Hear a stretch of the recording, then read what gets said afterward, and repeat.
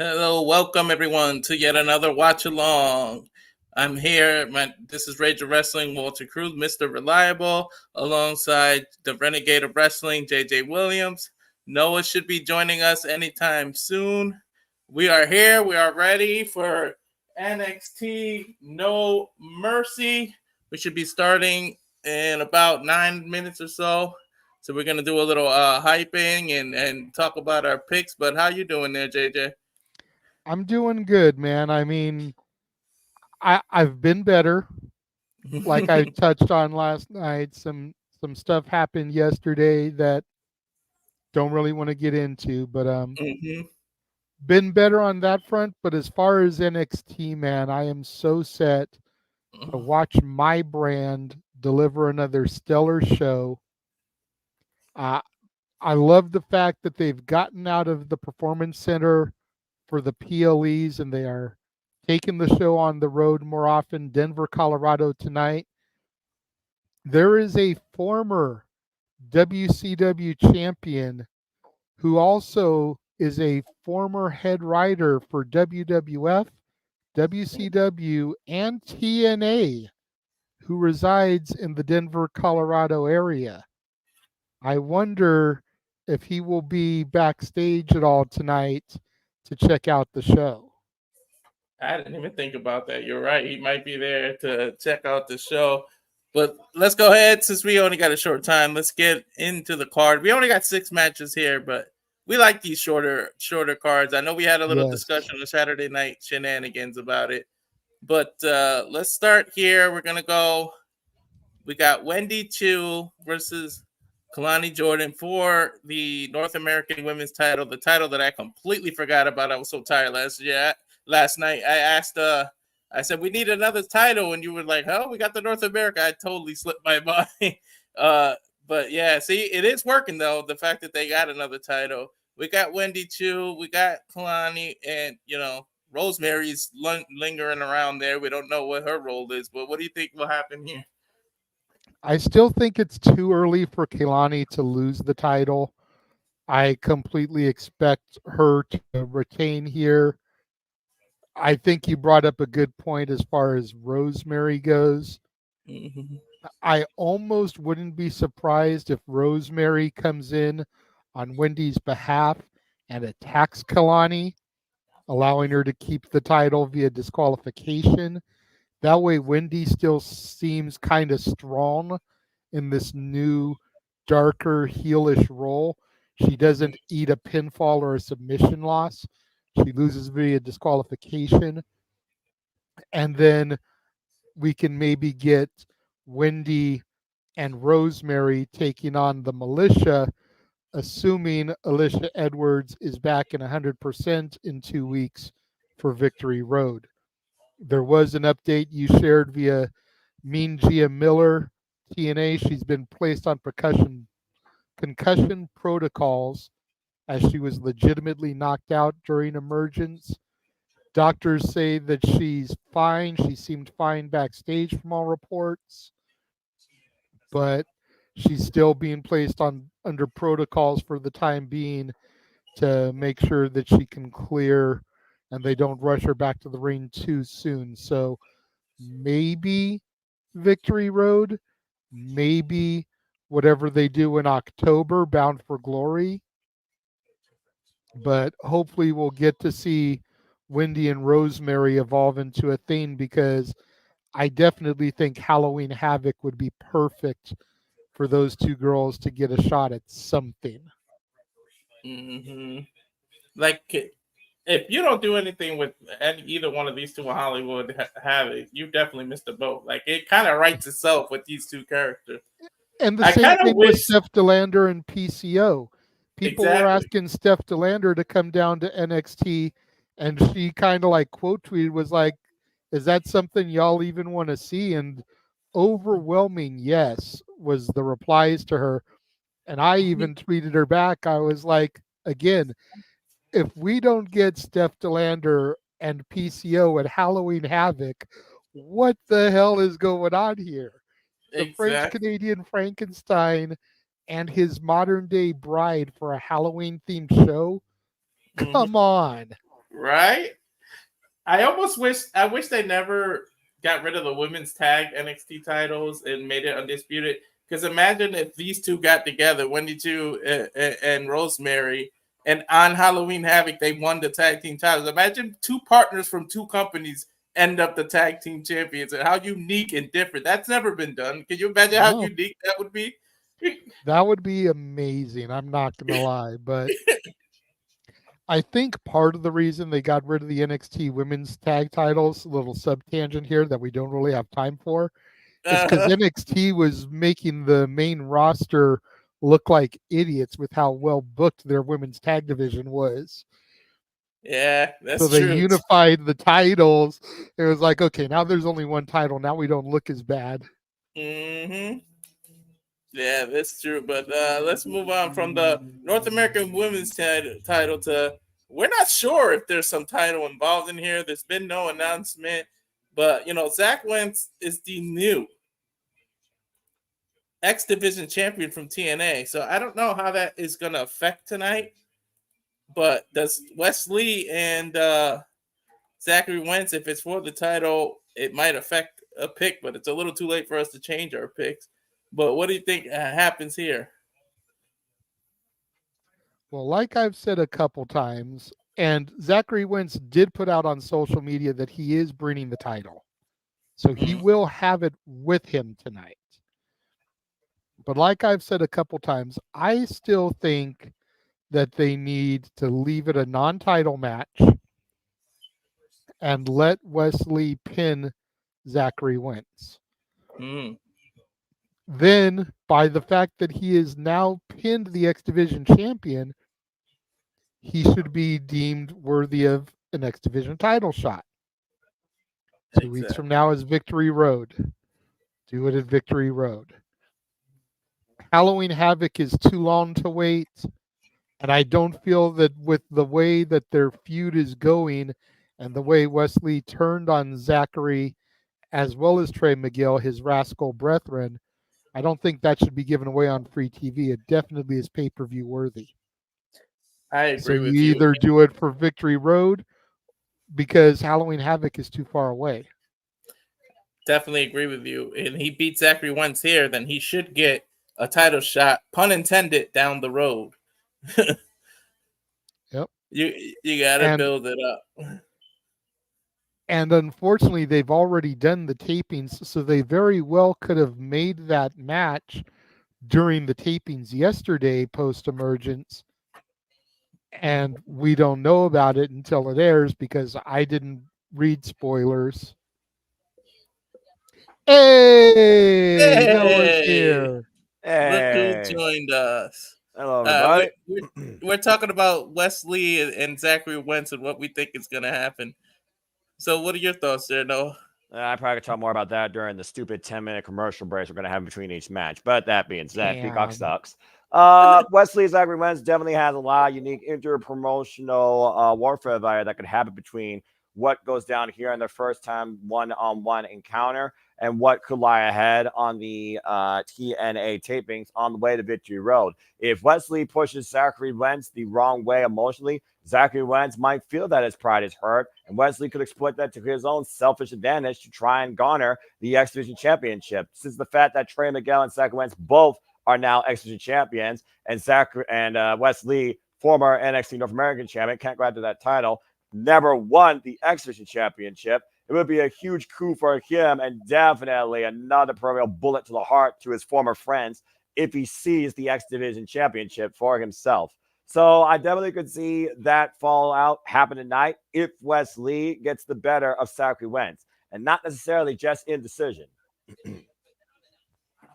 Yeah. All right. They're supposed to start at 7, but I'm still seeing the countdown on my screen. So I don't know if. Here we go. It looks like we're going to get right into it. So we'll let Noah take over lead commentary and introducing everybody and welcoming here. So, like you said, during the commercials, we'll talk more about the future matches that we didn't talk about yet. Yeah, if you don't want me to chastise this service for the crap that it is. All right, because the countdown is still on my screen. So pause real quick, Walter. I've Yeah, got Yeah, the I, I don't I, go saw the anywhere. back We'll be end. right back. I just All got right. the Let me then. know Let me when you know. got now. I'm on the then now thing. All right, which one are you on now? Now. All right, well, I just got then. Well, let me know when you got then, JJ. Then, There we go. Ah, man. now, Yep. forever. And of course, no matter what, despite Peacock sucks, we are always in this with WWE stuff together. Noah, can I please ask you to refrain from that until they at least start doing the commercials? What do you guys Let's go in this with a positive mindset, bro. Maybe it won't be too bad tonight. JJ, we always do this to you, put you on the spot. We usually ask you the order, but I'll just ask simply because we're about to get into it. What do you think opens the pay-per-view? Honestly, I would start the show with Zachary Wentz and Wes Lee. Mm-hmm. I think that's going to be a hot match to really get the crowd into things. And you kind of bookend the show with the interpromotional matches. You got Zach Wentz and Wes Lee to kick it off, All Ego Ethan Page and Joe Hendry to close it out. Yeah. And then You especially if Rosemary is going to be involved with the Wendy Chu match, maybe throw that in the middle of the card so that you've got it kind of got the interpromotional well spread throughout the show and not all in one spot. I don't know what that's not something you really care about. As long as they produce and execute a perfect pay-per-view, that's what you care more about. But you agree? You think that that's what they should and will open with? I more likely could see it being the NXT Tag Team Championships, the North American, because that always sets the precipice for this brand. At the end of the day, it's still NXT first and foremost. So I believe more likely it will be one of those two matches. And there's no such thing as a perfect show here in professional wrestling. There are those shows you remember, and there are those shows that are forgettable. There are those moments that you take away, and there are those matches that you recall being special. And I do believe there is potential for that to happen tonight amongst at least one of these 6 matches. And I also believe that we are going to be in for some special surprises, knowing the growth and development of arguably the best women's division underneath TNA with their longevity and legacy here in NXT. Either way, I truly do believe that NXT will surpass my expectation as a fan of professional wrestling versus Bash in Berlin. And that's enough for me to garner enough respect for JJ's brand. And with that being said, folks, as again, we look towards the future of NXT ahead of the CW, and truly tonight, there will be no remorse, there will be no forgiveness, and there will be no mercy. Welcome to the show. Hello, everybody, and welcome once again back to the Reliable Network. You know what this is. I am Noah Foster with the Renegade Wrestling, Chase U alumni, JJ Williams, producer man the seat, Rage of Wrestling, Walter Cruz, and we are here tonight virtually from Denver, Colorado, covering NXT. This is No Mercy. And hello, everybody out there in the chat. Safety, Matt, good to see all of you. For those that are tuning in, thank you again for continuing to follow us along in all of our passions across all things wrestling. If you're enjoying what you're hearing, please super chat. Please support my friends. PayPal links are across the banner as Booker T and Vic Joseph get ready to bring us in to tonight's event. But again, this is the man above me. This is his center stage, his crown jewel, his effing brand. JJ Williams, are you ready to go tonight? I am definitely ready. And man, if I wasn't already hyped for it, seeing Vic Joseph there at the end of the entrance ramp, hyping the crowd up, getting them into this, Booker T crashing the party, like that's something you don't usually see on an NXT PLE. That shows you what they're really trying to do. Is it looks like we are starting off with the tag team titles as Fraxium, Nathan Frazier and Axiom attempt to regain the championship from Chase University, the prestigious school of teachable moments. That's a whole different conversation. But again, we are starting off hot here with the NXT Tag Team Championship match, our first match of 6. Nathan Frazier and Axiom will have held those NXT Tag Team Champions since beating the Wolf Dogs, Braun Breaker, and Baron Corbin, the NXT after Stand and Deliver WrestleMania weekend, overcoming the likes of the Good Brothers, not to mention a different setup of Chase University. It was Chase University's second coming that allowed them to claim sweet victory. Looking to repeat the same result tonight as Rich Holland and Andre Chase look to leave JJ and everybody a teachable moment. Come on, JJ. I've got my U up. You kidding, man? You know, as soon as the music started, I guys? had it up. I'm liking the black and gold shirts. And of course, Champ University. I like that. It kind of looks like a Steelers. Shout out to Big G, but it looks like a Steelers uniform almost. I was actually going to say it looks like a bit of a throwback to Noah's NXT with the black and gold. Arguably, I probably would go more with that. Of course, Fia Hill has literally been the lifeblood of Chase University, restoring that spirit despite the fact she fell in capturing the NXT Women's Championship at Great American Bash. But Rich Holland has truly proven himself to Chase University, creating these opportunities, including an NXT North American Championship opportunity for Duke Hudson. But it was the tag team title opportunity that he made that finally allowed Chase U to garner some gold. Let's go down to, hey, welcome back, Alicia Taylor, for our introductions. Guess I had enough of Mike Rome. Can't say I don't blame him. I love her hair, by the way. She's always had a wild style. Then again, she's also a ridiculous drummer. I think they're letting her do this because they had Samantha in Germany for SmackDown and then the pay-per-view, the PLE. That makes sense. I think they just left Alicia Taylor and told her, hey, we'll give you No Mercy. Maybe she got with that hair. Maybe she got electrocuted by the lightning that wakes up PCO. Looks like Sonic the Hedgehog with that do. I don't think she has all 7 Chaos Emeralds here, and we'll see if Chase University has the formula for success once again here tonight at No Mercy. You know, the fallout may be just as interesting as the match. For they've been teasing dissension between Axiom and his his partner for so long. Like, do we finally get that going here? Does Frazier and Axiom? We do. Yeah. Well, if again, we know the reason we got this match because Riley Osborne and Duke Hudson weren't able to defeat Nathan Frazier and Axiom, which allowed them to get this rematch in the first place. But to your point, whenever it comes down to the gold, we've seen Nathan Frazier and Axiom focus on what matters the most. And it's not necessarily their own self-agendas. But if they lose here tonight, this may be the last time you see these two working together. Side headlock being applied here to Andre Chase. The drop down. Axiom picking up speed. Caught with a knee to the midsection.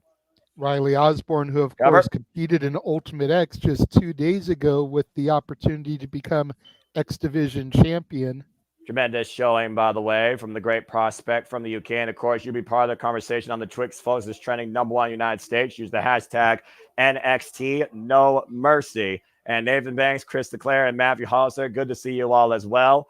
Challengers right now controlling the other going to the champions. Of course, we know that Axiom and Nathan Frazier, they had a good run for these titles, 126 days. And it really is a team of speed and pace. And Nathan Frazier, oh my!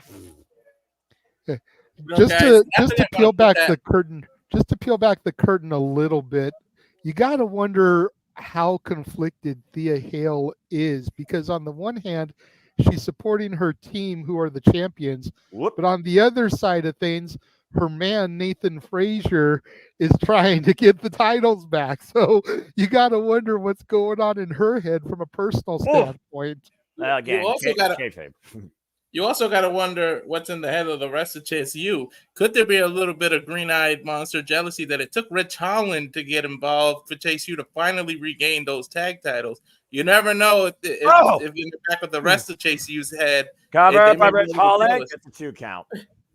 Tag. Well, that's a fair point, Walter.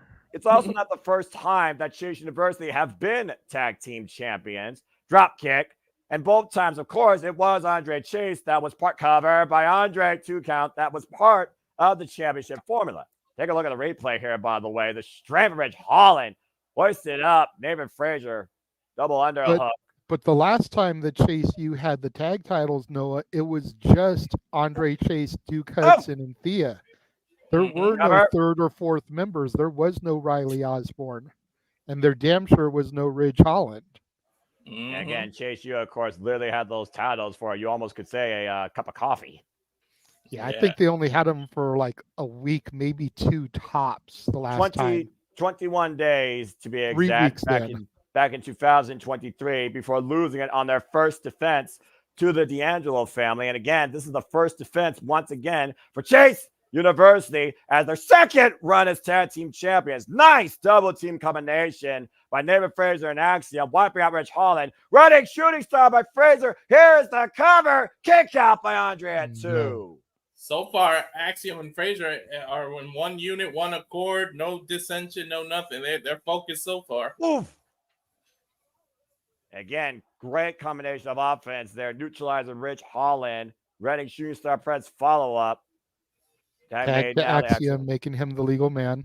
And it's still the kind of night, as we talked about earlier. Zachary Wentz goes one-on-one with Wesley. NXT Women's North American Championship on the line. Kalani Jordan defending against Wendy Chu, looking to put a nightmare to sleep. Tony D'Angelo looks for a new prize, the North American Championship, taking on the ruler, Obafemi, who is still, by the way, undefeated in NXT since arriving in January. And Roxanne Perez will defend the NXT Women's Championship against Jada Parker, while All Ego and Page defends the NXT Championship against everybody's favorite person they believe in the industry, TNA's Joe Hendry. Look at the intelligence Train. His body between Rich Holland and Andre so that he can't tag immediately. And right now, Rich Holland stands ready for the tag. Tammy to Rich, Tammy to Fraser, opposite sides now, both in. Oh, God, took him down. Of course, Fraser dealing with Norman Grit. Double underhook, belly to belly, over toss. And another one overhead throw. Jesus, the height in the air that Ridge is able to get onto Nathan Frazier with those suplexes. This is truly power versus speed now. Oh, my God. Oh, God. Taken down to retain at No Mercy. Kick out by Frazier at 2. He's pretty much ragdolling Frazier right now. Well, clearly, David Fraser and Axiom knew they had to try and neutralize the power of Ridge Holland. That's the biggest obstacle they need to overcome in this match. Little known fact, gentlemen, that move that Ridge just executed was one of the ones I used to use when I wrestled. That was a finisher of mine. I'm about to say, who hit it better, him or you? Oh, and Axiom got caught on midair. I'm going to go ahead and give props to him because of the fluidity that he did it with. He did it just so smoothly. And a smooth transition from the stalling position into that power slam. Now Ridge Holland going up to the high-risk district here in the Mile High State, as we're in Colorado, in the mountains. Ridge Holland looking to fly. Diving headbutt to Axiom. What kind of damage does that do to Ridge? Oh!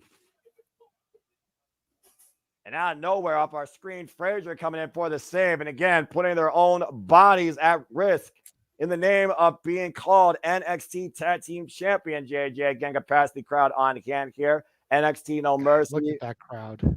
Denver, Colorado tonight. Of course, taking in NXT, the hottest rising brand, and honestly, the brand of Washington WWE. Oh, accent. I could be wrong, gentlemen, but I believe this is the exact same arena they'll be in tomorrow for Raw.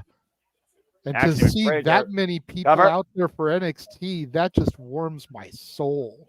Yeah, I bet it does. Again, Frazier. It just shows that there's a lot of people that want to see the NXT brand, and the fact that they're touring, at least for the PLEs right now, is the way to go. Ooh, look at the sea of Chase U shirts in the crowd.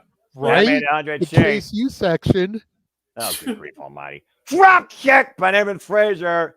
Did you see the ease that Frazier hoisted Andre Chase up to the top turnbuckle there? Well, of course, the student of the jaw too there, Noah. A student of Tyler Black, suffering Rollins, Rich Holland looking to take Evan Frazier's head off here. Pump kick. Oh, there's the miscommunication. That's what costed him. That's what cost him. Nathan Frazier bumped that rope, crotching Axiom as he was getting ready to go for the Spanish fly on Andre Chase. Wait, Is Andre Chase going to do a Spanish fly? Andre Chase! Are you kidding me? Tiger driver into the cover. 1, 2, kick out. No. Andre Chase is about 6'3", pulling moves like that. Even Wow. Mia at ringside is like, what the fuck? Look at that Spanish fly again. Well, clearly, Holy shit. and a And fall then on Tiger smoothly in the Driver, Tiger Driver. perfectly executed glance Immediately. over the No shoulders. hesitation. 2.5 for the professor. But You we want gotta to get talk back. about a teachable moment, Noah? Right then and there was All right. one. Look, I'll say it once, I'll say it again. Andre has earned my respect. Addison fine bat, though, 2-on-1 in this situation. Rich Holland now legal. Knee in the midsection again. Knife edge chop. You gotta respect Axiom too for kicking out of that. There was Yeah, no hesitation, definitely. no Yeah. space in between moves, and he still kicked out. Great show of resilience by the inaugural NXT Heritage Cup champion from NXT UK, the former A-Kid. Shout out Now to we- Datilla who just popped into the chat and gave Tag. some props to that Spanish fly. And meanwhile, Axiom taking down Chase Oh. U. First kick to Rich Holland. Now Axiom might be looking to fly. Andre's legal, by the way. Caught with an elbow on the tope suicida. David Frazier coming in, though.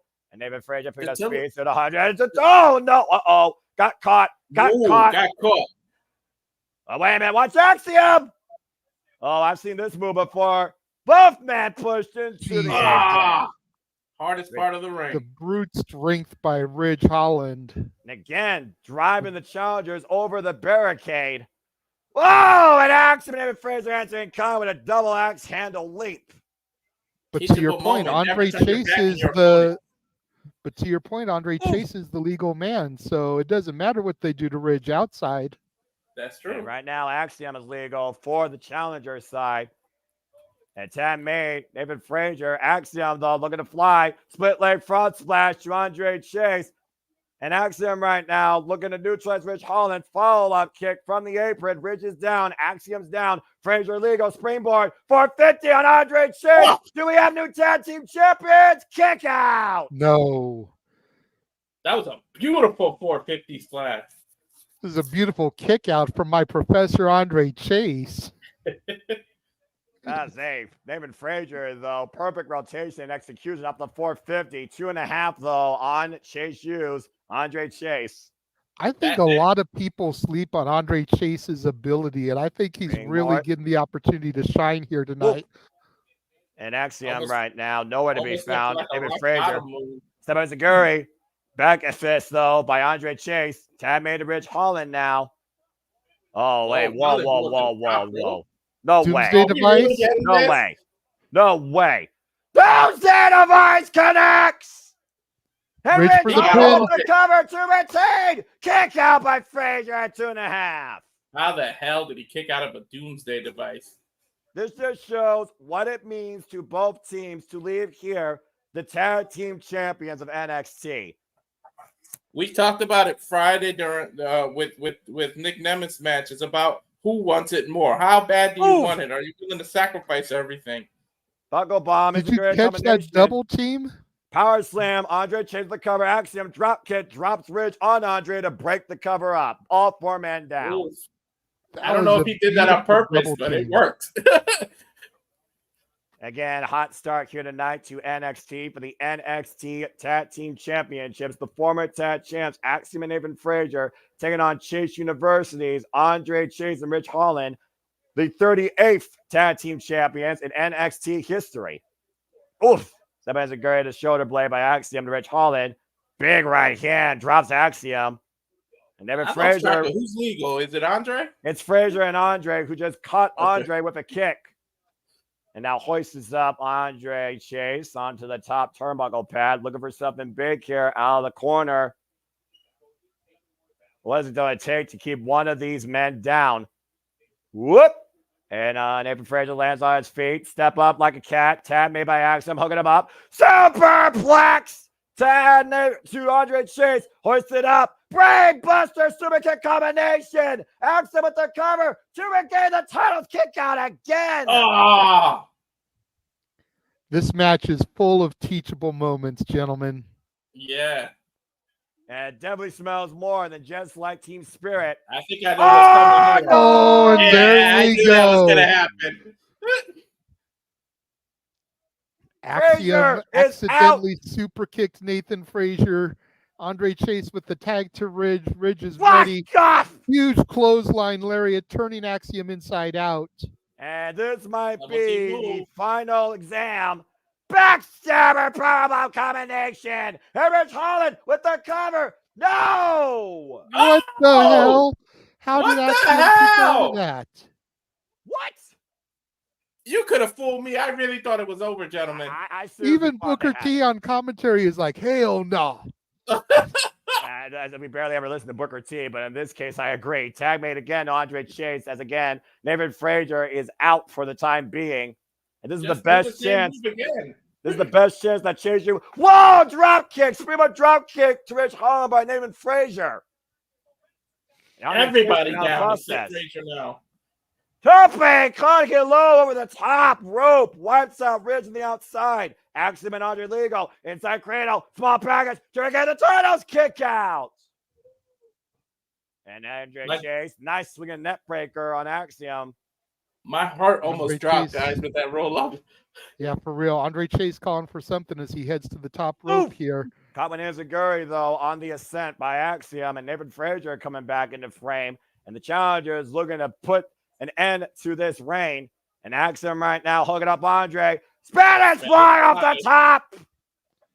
But Nathan Frazier's too far away. Phoenix Splash connects. Nathan Frazier with the cover. We got new NXT Tag Team Champions. What? Chase U falls to Axiom and Nathan Frazier. That's bullshit. Who, what, where, why, when? What the hell did we just see? A title change, gentlemen. NXT Universe in shock and awe, like you guys, as Axiom and Nathan Frazier are now two-time NXT Tag Team Champions. Chase Did anybody pick them? No. Did anybody pick them? I have no idea, dude. I closed the form. Incredible effort, though, by both teams demonstrating here. You could have called the end of this match on both sides at least two different times. You thought that miscommunication shot by Axiom and Nathan Frazier was the death note to expel those guys from Chase U. And then the backstabber powerbomb combination to Axiom. Nearest fall of the match, Rich Holland, hook of the far leg, 2 and 9 taps. As Shout out to Josh Mansfield. Look at that, JJ. Yeah, I saw that.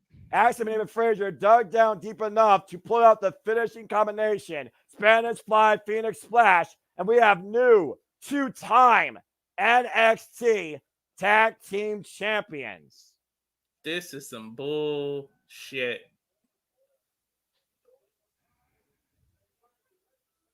Man. And again, what the hell? Where did this come from? Like, why? And now, once again, Chase U literally has nothing. Well, they do say everybody. Well, wait a minute! Oh! Rich Holland just wiped out Duke Hudson and Riley Osborne. Uh-oh. Oh, man, it took Andre Chase's head off. Well, now I know why they lost. Uh-oh. Oh, there goes the MVP. Rich Holland has snapped. I think Rich Holland just dropped out of Chase University. Yeah, I think he withdrew from all classes. The only person to drop out of Chase U quicker was Noah Foster. Exactly. This is accurate. What the hell is this about, though? This is a teachable moment that you wish you didn't have to learn. And apparently Andre Chase is going to learn the hard way.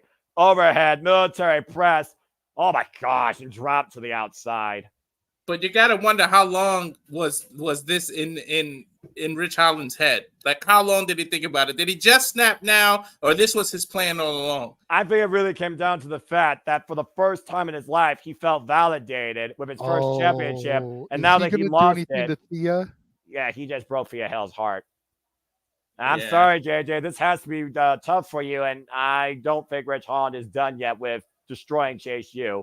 Oh, come on, Rich. This is unnecessary. These guys brought you in like family. Oh, no. Oh, jeez. DDT on the announce table. We're going to break the table in the first match? Well, you may not have broken a table, but one thing's for damn sure. Rich Holland just broke the spirit of Chase University. definitely broke Thea's heart. She was the first one to believe in him and brought him into JCU. And look, Mm-hmm. Disbelief, disaster, disappointment, and destruction. but And not a he good had a case right now reputation being for what he did to Big E. about to And say. this is kind of the monster that should have been there the whole time after that. They should have took advantage of him and had him doing this. But I guess it's never too late. Well, sometimes some people never learn, I guess. Damn, man. A disaster of a night for surprises. a disaster of a night for Chase University as Professor is being hauled off on a stretcher. Well, this Denver look at crowd his was face. chanting one more time. Well, again, the crowd is fucking idiots. That being said, while we unleash the horror of Rich Holland tonight, the havoc is sure to continue next month when we come back. We're covering NXT on a PLE level as the yearly tradition continues. Tricks and treats are ahead. Stay tuned when the Simply Reliable Network brings you coverage of Halloween Havoc Sunday, October 27th, 7 p.m. Eastern Standard Time, courtesy of Peacock. From the chocolate capital of the world, Hershey, Pennsylvania. No projection of a pumpkin. Can we get the actual setback? Come on now. Oh, give me a break. WWE doesn't know what originality is anymore with sets. You know No what? I hologram. just thought about something. We've been talking about, Wendy Chu and Rosemary. We've been talking about Steph DeLander and PCO. Noah, where has Jessica Havoc been? Can we get Havoc at Halloween Havoc? I mean, Can we make that happen? I would love that, but Jessica Havoc's been MIA ever since being dispatched by Ash by Elegance, where Rosemary basically lost everything, even more than Decay. And that's why Rosemary basically came back and said that truly, what am I now? That I have nothing. So whether or not Jessica Havoc even wreaks havoc again, your guess is as good as mine for the time being. And Bound for Glory is before Halloween Havoc, right? Correct.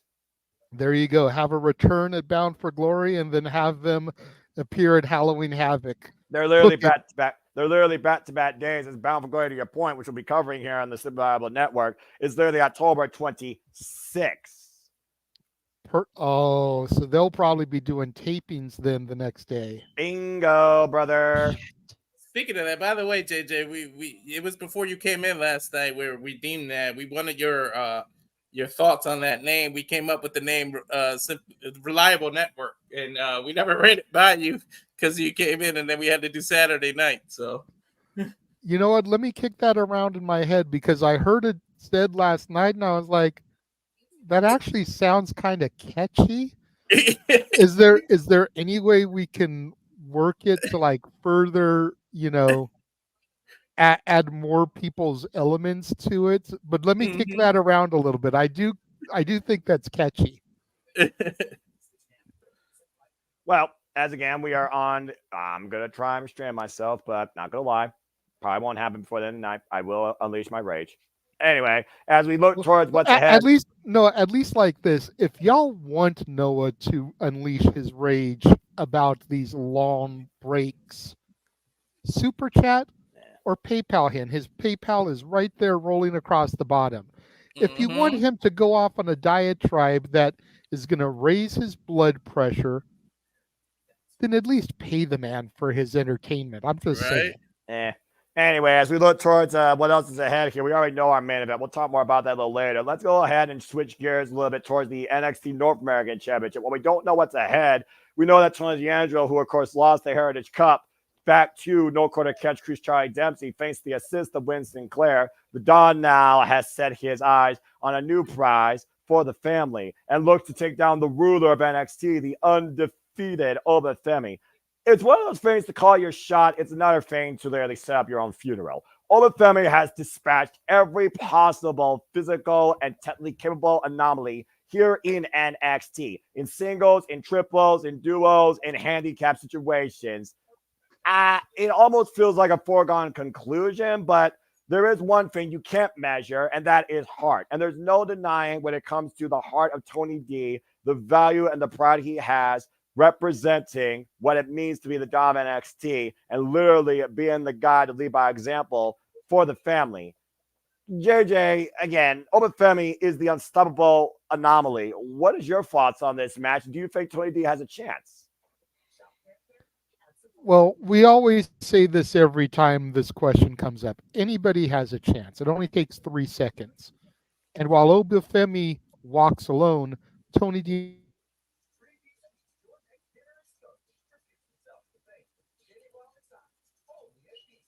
him. Uh, Did he freeze? Am try I again. there? Yes, you Oh, are. Okay. yeah, Real, there you real go. for a moment. Try again. Okay, sorry about that. I was saying we always talk about this when this question is raised, and it only takes 3 seconds. Obafemi walks alone. He's a loner, a rebel. Mm-hmm. Tony D's got a family with him. So Mm-hmm. that's got to be factored into things. You know, Definitely. is Obafemi going to be able to withstand the entire D'Angelo family, or will the family be too much for him? I don't know. But before I give my opinion, ding, ding, ding. We got a super chat here from Daniel saying, "Ran away, Noah." Stay tuned. Next commercial break, where I chastise anybody that believes in the Peacock Network streaming service. And I know that people certainly believe that Rich Holland was way out of line with what he did earlier to Chase U's own Andre Chase, breaking literally the spirit of Chase University tonight. Going back to Oba, I really think Oba wins here, and I think if you don't do it tonight, maybe this Tuesday on NXT, he gets on that mic, tells everybody how he's dominated, and Moose ends up showing up, and we're gonna go for that either on Hollywood Havoc or maybe Victory Road, one or the other. Either we're gonna get that on a TNA's pay per view or a WWE's PLE, but I feel like Moose is gonna pop up either tonight or Tuesday and end up being the next challenger for Obafemi. And I Nah, need that.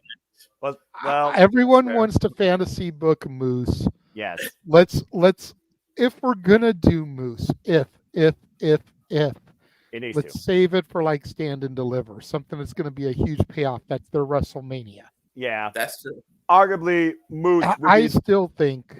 Go ahead. Sorry, I still No. think that Javon Evans is going to be the one to eventually dethrone Obafemi. That's a hot take, considering that guy is nothing but bouncy, and literally Obafemi, if he wanted to, probably could bounce that guy across the United States.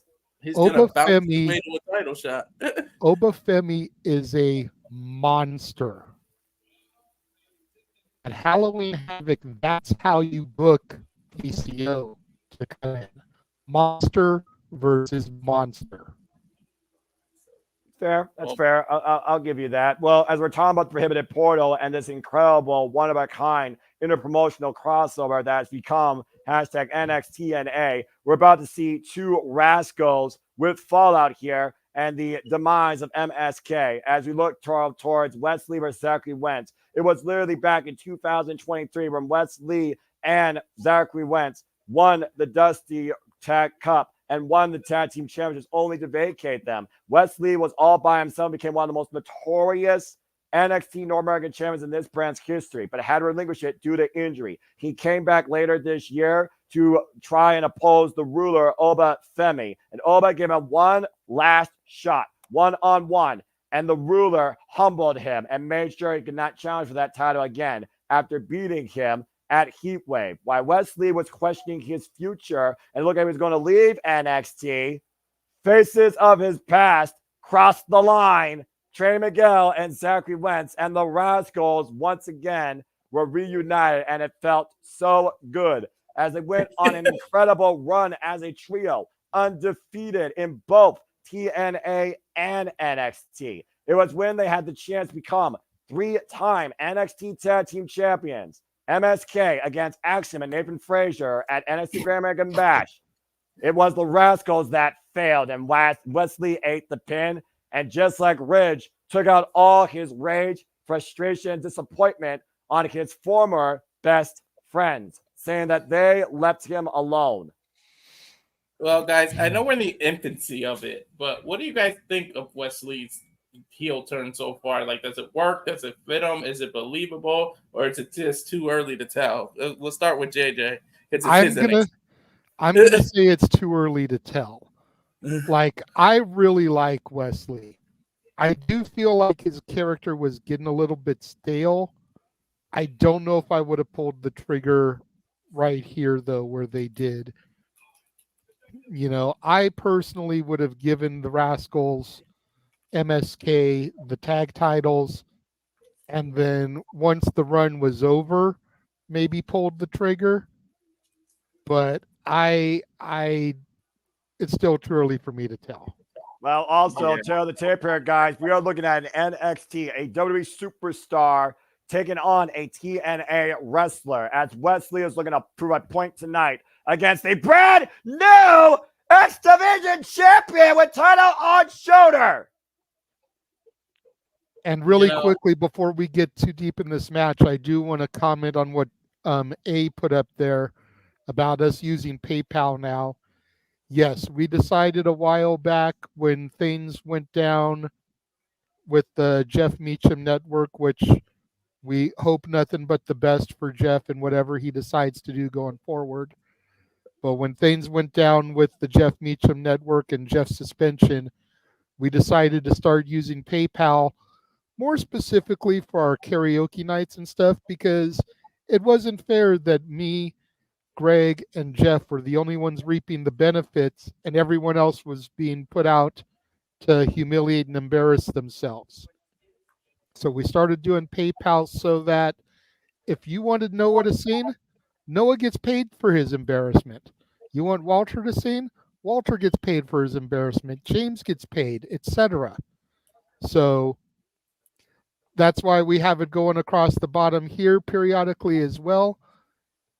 I'm right now the only channel that's monetized. So if you want to show Noah some love and support, if you want to show Walter love and support for producing the watch alongs here, send him a little thank you to his PayPal account. Everybody on the team deserves to reap the benefits of their hard work. I know some, like Noah, don't really care about it, just happy to help a friend out. But Noah has long been considered the MVP, the voice of the networks. He deserves a little bit of something. And I won't pull a Ludwig Kaiser and say, we demand your gratitude for Noah. But he deserves a little gratitude shown his way as well. Yeah, you're nice. Well, I guarantee you, Wesley's not going to show any gratitude towards Zachary Wentz presenting this one-on-one opportunity for him to prove that he is better than him. Of course, Zachary Wentz now the 107th X Division champion after winning the X Division title in Ultimate X at Emergence, outlasting Hammerstone, Riley Osborne, Laredo Kid, Jason Hodge, of course, the former champion, Speedball Mike Bay, who you know will be catching in his rematch sooner rather than later. The rings are underway for this first time ever one-on-one contest. The WWE superstar versus the TNA wrestler. So says Wes Lee. Back elbow strike by Wes Lee in the early going here. Handstand. And again, both these men incredibly agile. And right now, and so both far, these men know each other so well. It's going to be interesting to see what works to put down the opposition. They know their moves so well. Well, again, former tag team champions 2 times over, MSK. Here's the cover, the roll-up, and Wesley gets a 1 count. And what I also find interesting here, cover, 1 count. No Trey Miguel, the last member of the Rascals. And, of course, also Trey Miguel, former X Division champion. 2/3 of the Rascals are now been X Division champions, a feat that Wesley was unable to accomplish as Desmond Xavier in his time in TNA. That's fair. And I mean, who's to say that Wesley won't ultimately add that accolade to his resume? The other thing, we were talking about it as soon as Zachary Wentz won the X Division title on Friday, they did not announce this as an X Division title match. So the title is not on the line. Harkening back to my point, if Wesley can pin Zachary Wentz here, you got to figure he's going to be in line for a title shot. Again, if the pride of Zachary Wentz's hurt emotions run wild, you very well might be on to something. Of course, TNA has Victory Road in 2 weeks, and then they go Bound for Glory next month. After on NXT a Friday the 13th, no less. Well, I mean, superstition is what it is. Nice corkscrew out of the corner. Here's the cover by Zachary Wentz. It's a 2 count on his former Rascal friend. Guys, I'm rattling it in my head to what you said, JJ, and I almost feel like you're right. They did it too early. I almost feel like it would have meant more if he actually turned heel on Impact Television. If he did it in TNA, the original company where they all were together, it almost would have been more forgive the corny pun, but impactful if he went heel there on the Ooh. Rascals. Nice chop Possibly, block there. possibly. Chop block there as Zachary Wentz shoulder driven into the LED ring post, and Wesley has taken advantage and regained control. Take a look at the replay here, by the way. Nasty collapse of the leg on the apron, and then thrusting Zachary Wentz left shoulder into that LED ring post. And you got to consider that Zachary Wentz also is coming in here banged up, considering, again, it was literally 2 days ago he was involved in Ultimate X. Yeah, and then yesterday, granted, we don't know results or what matches occurred because we stayed spoiler free. But yesterday was the post-emergence tapings for the next 2 weeks leading into Victory Road. So Zachary Wentz was in some sort of action on those things as well. Whether it was tag action with Trey Miguel or singles action defending the X Division title. Yeah. So he's truly worn out. He may have pulled triple duty. Yeah, right? MSK last time were NXT Tag Team Champions for literally 6 days in 2022.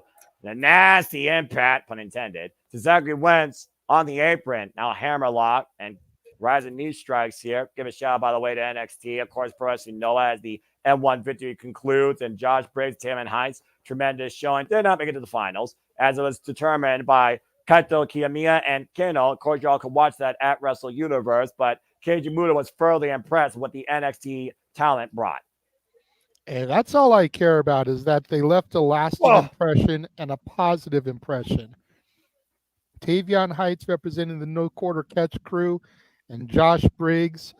I questioned them being the choices when they were first announced to go over there. But as long as, like I said, as long as they left a positive impression, that's what matters to me. Clearly, Wesley wants to leave a lasting impression against Zachary Wentz, the former named Nash Carter, when he was here in NXT. And now Wesley with the cover gets a 2 count. I mean, again, what is Wesley looking for here? I mean, besides just a selfish, arrogant statement. I mean, literally, he was within a finger's grasp of becoming 3-time NXT Tag Team Champions. And it wasn't Zachary Wentz that failed. It was he that failed. He was the one that got pinned. So at the end of the day, isn't he just literally mad at himself versus his friend? Pretty much, to be honest. I think Wesley is looking to prove a point here. I think that Wesley was so shook and distraught when the drama unfolded with Zachary Wentz that caused him to have to leave NXT, that he wants to prove that he was able to pick himself up, stand on his own 2 feet, become arguably the most dominant North American champion in NXT history, and he was able to do it without Zachary Wentz or Trey Miguel. 11 and there's a reason for it. 11 defenses, to your point. He held that title for 269 days. What a handstand springboard, right the knee strike to the side of the head of Wesley. Held that title since October 2022, only to lose it in July 2023 to that freaking brat, Dominic Mysterio. Maybe the street trash got taken out by the Terror Twins.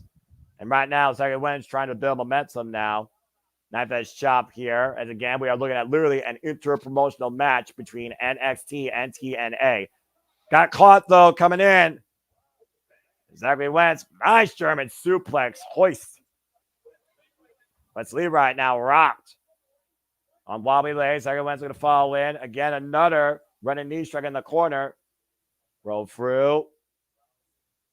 Big PK turns Wesley up and over and drives into the outside.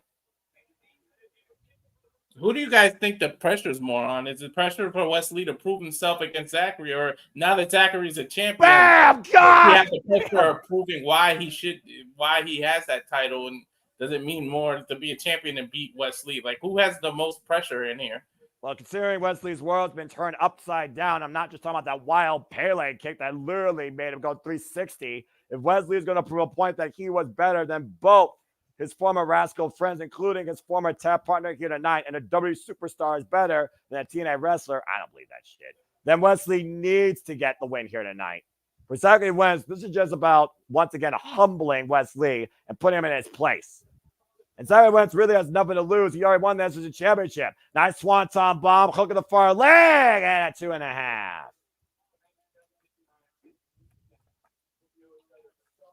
And again, as JJ alluded to, these two know each other so damn well. They're going to have to find a way to surprise the other to come out here tonight with the win. But I think, again, JJ, I don't think Wesley's looking for a win, more so as he's looking for a statement. Agreed. But if in making his statement, he can get the victory, again, that gives him an opportunity, or should Meteora roll through. In the Boston Crab by Zachary Wentz. Great transition. But he's right there by the ropes, Noah. There's no way that, he's dragging him back to the middle of the ring.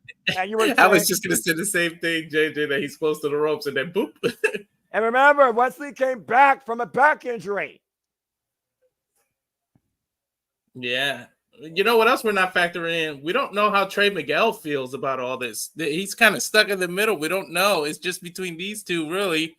Trey Miguel hasn't really been on one side or the other. So he may be a key factor in all this, too.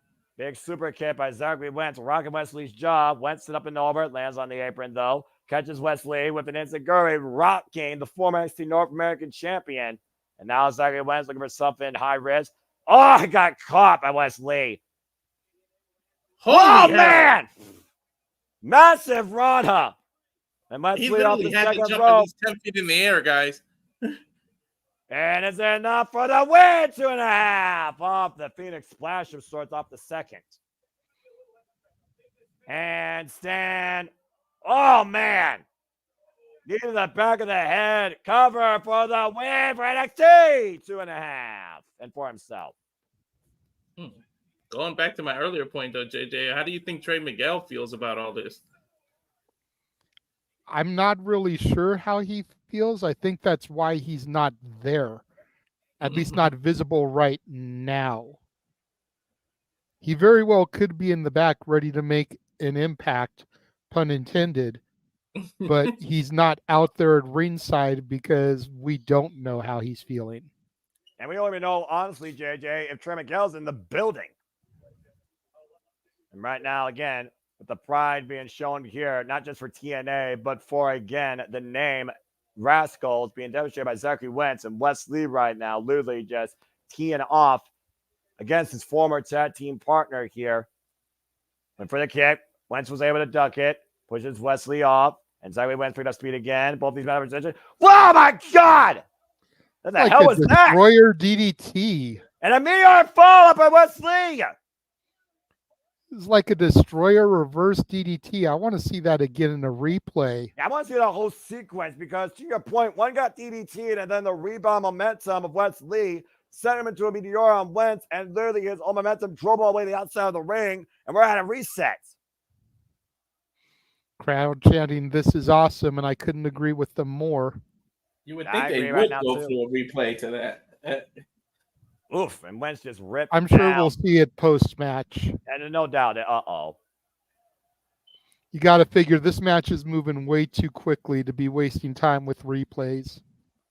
That's fair point. Again, considering we are dealing with two former X Division TNA wrestlers, and of course now we got the current X Division champion and a former NXT North American champion. Wesley sent shoulder first in the steel ring steps. Yeah, I missed that Dattila. Apparently, Dattila's pointing out that Vic Joseph on commentary said that Wentz got hit so hard he might think his name is Carter when he wakes up. Damn.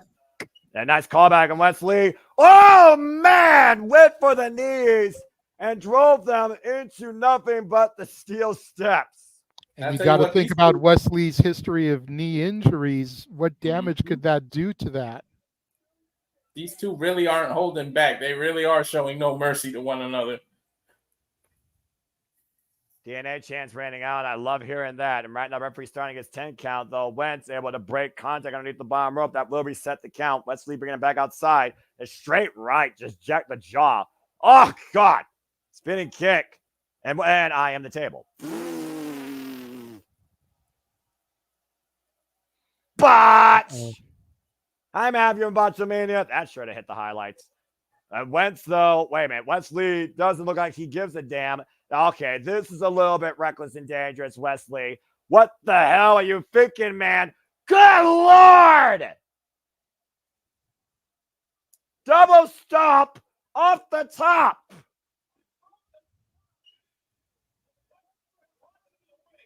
Wesley truly throwing caution to the win. Injury be damn. To destroy his past, Wesley will destroy himself in the process to prove his points. Like I said, these two really not showing each other any mercy at all. Definition of no mercy being demonstrated here. Once again, the left shoulder thrusted into the ring. What's Wesley looking for here? Well, wait a minute. He's got the championship belt, the X Division title. Throws it down. The disrespect to the legacy of the X Division. And Wesley can't use a chair. He would get disqualified here. Referee admonishing him. I don't think Wesley gives a damn. Don't do that. And then Trey Miguel! We were waiting to see where he was. There he is. And you knew Trey in the chair. You knew Trey could only see so much. Oh my God! Destroyer off the apron! Canadian Destroyer running up the apron to Wesley. Zachary Wentz in the driver's seat. And you figure the Destroyer originated in TNA from the Canadian Destroyer P.D. Williams. Yep. Oh my God, Cutter. UFO! UFO! Cover!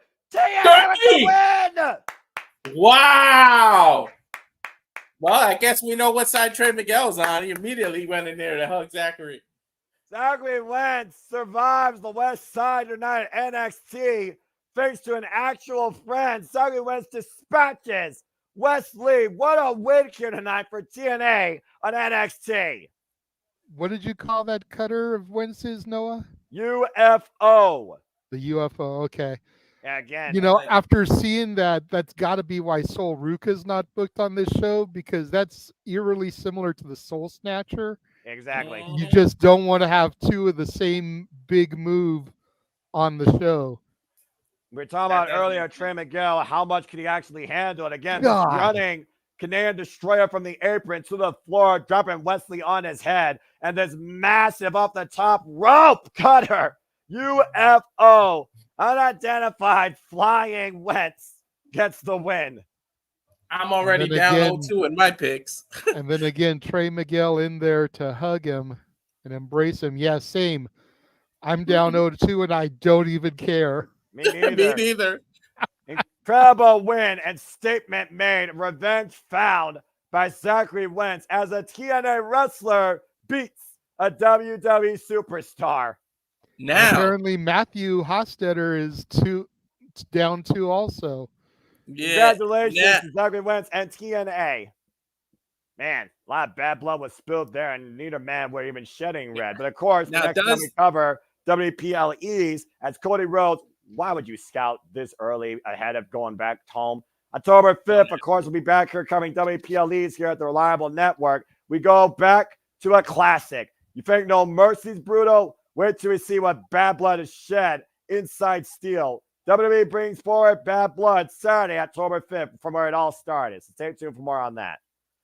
Guys, does Wesley go fishing in the TNA locker room or the NXT locker room? Does he find somebody to have his back to go against the Rascals? He needs backup, pretty much. I don't think he can take them on by himself. So it'll be interesting to see where Wesley goes from here. We'll have to see when we tune into Impact this Thursday. Mm-hmm. Personally, I'm just glad that TNA was able to beat NXT. That just warms my heart. But also, to your point, I think Wesley is too prideful to have anybody help him. But anyway, as Wesley might be living the nightmare of defeat, we'll see who wakes up from this. NXT Women's North American Championship on the line now. Kalani Jordan looking to put Wendy Choo to sleep. And if Wendy Choo is able to be successful, make sure someone wakes Kalani up when September ends. Yeah. Well, again, that's still up for debate. So, again, we talked about before. Let's go ahead and talk about this match. Of course, Kalani Jordan became the inaugural NXT Women's North American Champion back at NXT Battleground from the UFC Apex, outlasting the field, including her best friend, Sol Ruka. And follow up from that, we truly have been seen and proven that Kalani can do anything. The her to him, if you know what I mean. We saw an incredible one-of-a-kind matchup where two, let me just put it out there, new athletes with zero professional wrestling experience prior gave a sleeper hit at Heatwave, but they went one-on-one, and Soruka earned the first opportunity to challenge Kalani Jordan. Since then, though, we have seen a nightmare woken up and brought forward NXT in Wendy Chu. And while Wendy Chu has already dispatched Tina Paxley to the dark, she has also brought forward a walking demon assassin from TNA in Rosemary. What has really been psychological warfare and not a play date of any kind, Wendy Chu is looking to literally leave Kalani Jordan in the dark and claim her first singles championship in WWE tonight. So, JJ, I got to ask you again, Wendy Chu, the former happy-go-lucky, bubbly, would invite you to a sleepover, now channeling her own inner Freddy Krueger. She has already put Kalani Jordan to sleep 3 times via that choke. Do you think Kalani Jordan has an answer to it tonight? Considering what's happened so far on your NXT. I don't even know. Like, I have done so horribly with my brand tonight already. Like, me and Walter were talking a little bit before you joined us about the potential of Rosemary being involved here. What happens going on from there? Does that lead to potential opportunity at the Knockouts tag titles come no Victory Road or even Bound for Glory? I think it's too early still for Kehlani to lose the title, but I'm curious to see what happens going forward as far as Wendy and Rosemary. There's something there that I'm riveted by. And especially, like I said when we were doing the Simply Predicting immediately following, the way that Rosemary kind of gazed at Wendy when she had Kehlani in the sleeper, the way she pushed the North American title towards Wendy, like, this is yours. This is going to be yours. I'm intrigued to see the further development of this, excuse the pun, as we've already got a tag team named this, but this unholy union. That's a whole nother reason for me to rant, but I'm not trying to do that. Anyway, Walter, again, we've looked at literally Kalani Jordan, amateur, collegiate, all-round gymnastic athlete. Wendy Chu, of course, former Karen Q, heavily known for her work back in Japan. But ever since Wendy Chu came back, she has literally left a statement without saying a single word. And tonight here, silence may be golden, quite literally, for Wendy Chu if she's able to put down Kalani Jordan. So what's been your take on Wendy Chu's character metamorphosis, and do you think Kalani Jordan can overcome this? I like the new Wendy Chu. JJ and I both alluded to it. Halloween Havoc's across, right up around the corner, and if it'd be a sadly mistaken thing if you don't do anything with her. Imagine her and Rosemary having that North American title at Halloween Havoc and making it a scary night for everybody. But I think you just established this title, and if you really, really want to make everyone take it serious and respect it, you got to have at least the inaugural champion have a long run, kind of like what Seth Rollins did when they introduced the World Heavyweight Championship. So I think Kalani can ill afford the lose right now. I don't think I think she can overcome it, but it could be a disqualification because of Rosemary's interference. We could see what happens, but this will be Kalani's her toughest opponent to date. Well, I certainly believe that, but I also do believe that Joe Hendry can definitely come out tonight NXT champion. Not to mention that Trick Williams will call it down the middle, considering what could be awaiting him. But right now, Wendy Chu has woken up and arrived at NXT No Mercy. I do gotta say, I love the makeup she's been doing since going to this darker place. It My really wife loves her outfit. helped her stand out. Oh boy. I should call her over here because she always loves Wendy Chu's outfits since she turned dark. I mean, again, a walking zombie, a walking nightmare. You be the decider and the judge of this returned Wendy Chu, who is always sleeping with her eyes open, it seems. It's a creepy atmosphere every time that she's here. And that sleeping bag almost makes me think that she's carrying a body bag. Right? I mean, last time it came into play, she had the title in there. Well, You've got boys, right, Walter? You Huh? don't have any girls? All boys. Okay. Because I vaguely remember like a Monster High or something like that. Like Wendy Chu looks like a walking Monster High doll. Oh, yeah. She might break this doll and send her to You're talking about send her polar good night. opposite. Yeah, It's right. completely polar opposites, Noah. Right? Say, look at the just contrast in personality, in demeanor, in mood. Champion versus challenger. Kalani Jordan, again, of course, with not nearly as much wrestling experience as Wendy Chu, has definitely grown far more here in NXT than Chu has while she was sleeping. We're going to really learn something tonight about Kalani Jordan and if she truly can do anything. This game is just as much mental as it is physical. So has Wendy Chu already been in Kalani's head, and can she get past that? Is one of the big questions. Again, it's a very good point, Walter. And again, like I said, Wendy Chu has already put Kalani Jordan to sleep 3 times. It's been a reoccurring nightmare for the NXT Women's North American Champion. Of course, the inaugural NXT Women's North American Champion, Kalani Jordan. No real history besides that here. And this is also a first time ever one-on-one matchup. That's a beautiful looking title, by the way. Well, white, gold, and red is like a perfect combination. Hello, TNA Knockouts World Championship. Bell rings and we are underway. No real forward motion. Both women just kind of like stalking each other. Wendy Chu gets taken down by Lani. Drop kick. Takes Wendy Chu down. Wendy Chu, though, right for the moment. And again, Kalani Jordan has to look beyond the mental game. Don't stare into the eyes of your opponent. Break the body, bring him down, and prove that you can do anything and leave with the title. Nice roll up here. Quick 1 count, though. Again, Wendy Chu, again, despite the dark demeanor, she is a very successful professional wrestler known as Mai Ying, Karen Yu, or of course, as I used to watch her as, Karen Q. Comes in with 10 years of wrestling experience versus Kalani Jordan, who's barely been 1 year involved in the business. Well, that's a perfect opponent for Lani to show her mettle up against, because Wendy Chu can definitely help bring out the best in this rookie upstart. I mean, correct me if I'm wrong, but the EST of WWE had no prior wrestling experience when she came to NXT as well. Look at how she turned out. There's a lot of Kalani that I see that is similar to Bianca Belair. Mm-hmm.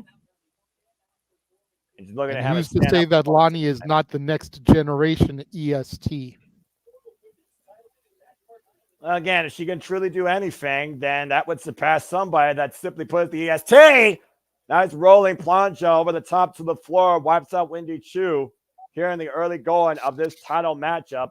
Of course, you've seen Wendy Chu already victimize multiple women here in NXT, putting them to sleep, including Tatum Paxley. In fact, we haven't seen Tatum Paxley since Wendy Chu took her to slumber. And Kalani Jordan right now looking to fall again. Look at this beautiful show of athleticism here. Wendy Chu trying to choke. Kalani Jordan out, roll through those, shoulders down. Of course, you risk a submission. You risk yourself getting caught. Looking for a belly-to-back suplex here. Hoists up Kalani Jordan. Lands on her feet, though. Nice drop kick. Takes Wendy Chu down once more. The agility of Lani able to land on her feet like that. Nice high kick. Finally rocks Wendy Chu and puts her down for the moment. Rolling cartwheel moonsault. Cover by Kalani to retain. Gets a 2 count. And again, the athleticism of Kalani coming into play. Former gymnast that she is. To your point, Bianca Belair, the only wrestling experience she ever had, correct, was literally in NXT. While she was an all-round collegiate athlete, in track and field, primarily from Knoxville, Tennessee. See, And like right I now, said, and then you look at how she turned out and how she's arguably one of the best women's wrestlers of this modern era. Oh my! Jesus. Lonnie could very easily be the next breed of that. Well, not if her legs get broken as she's hopping the tree of woe to that short-range close. I'm with you scouting her. Oh, and a drop kick in between her and the ring post to the head. Again, like no emotion there. No emotion there on Wendy Chu after that. Now, do zombies really have emotions? Well, they got to have some sense to actually know what they want. And clearly, Wendy Chu knows what she wants, and that's the NXT Women's North American Championship. Of course, Tom can only change hands via pinfall or submission inside the ring. And we've already seen literally some unique upsets. We've had a title change, and we had Wentz from TNA beat Wesley from NXT. And a neck crank to Kalani Jordan. Obviously softening her up for that rear naked choke to put her to sleep. Again, a very slow, methodical approach here tonight. A complete change in mood and pace, considering what we just came off of. Nice high kick running by Wendy Chu. And here's a cover now. Just pressing the shoulders down. No body weight on the cover. More of a mental cover than a physical one. Gets a 2 count. Still forcing Keilani to exert energy to kick out, though.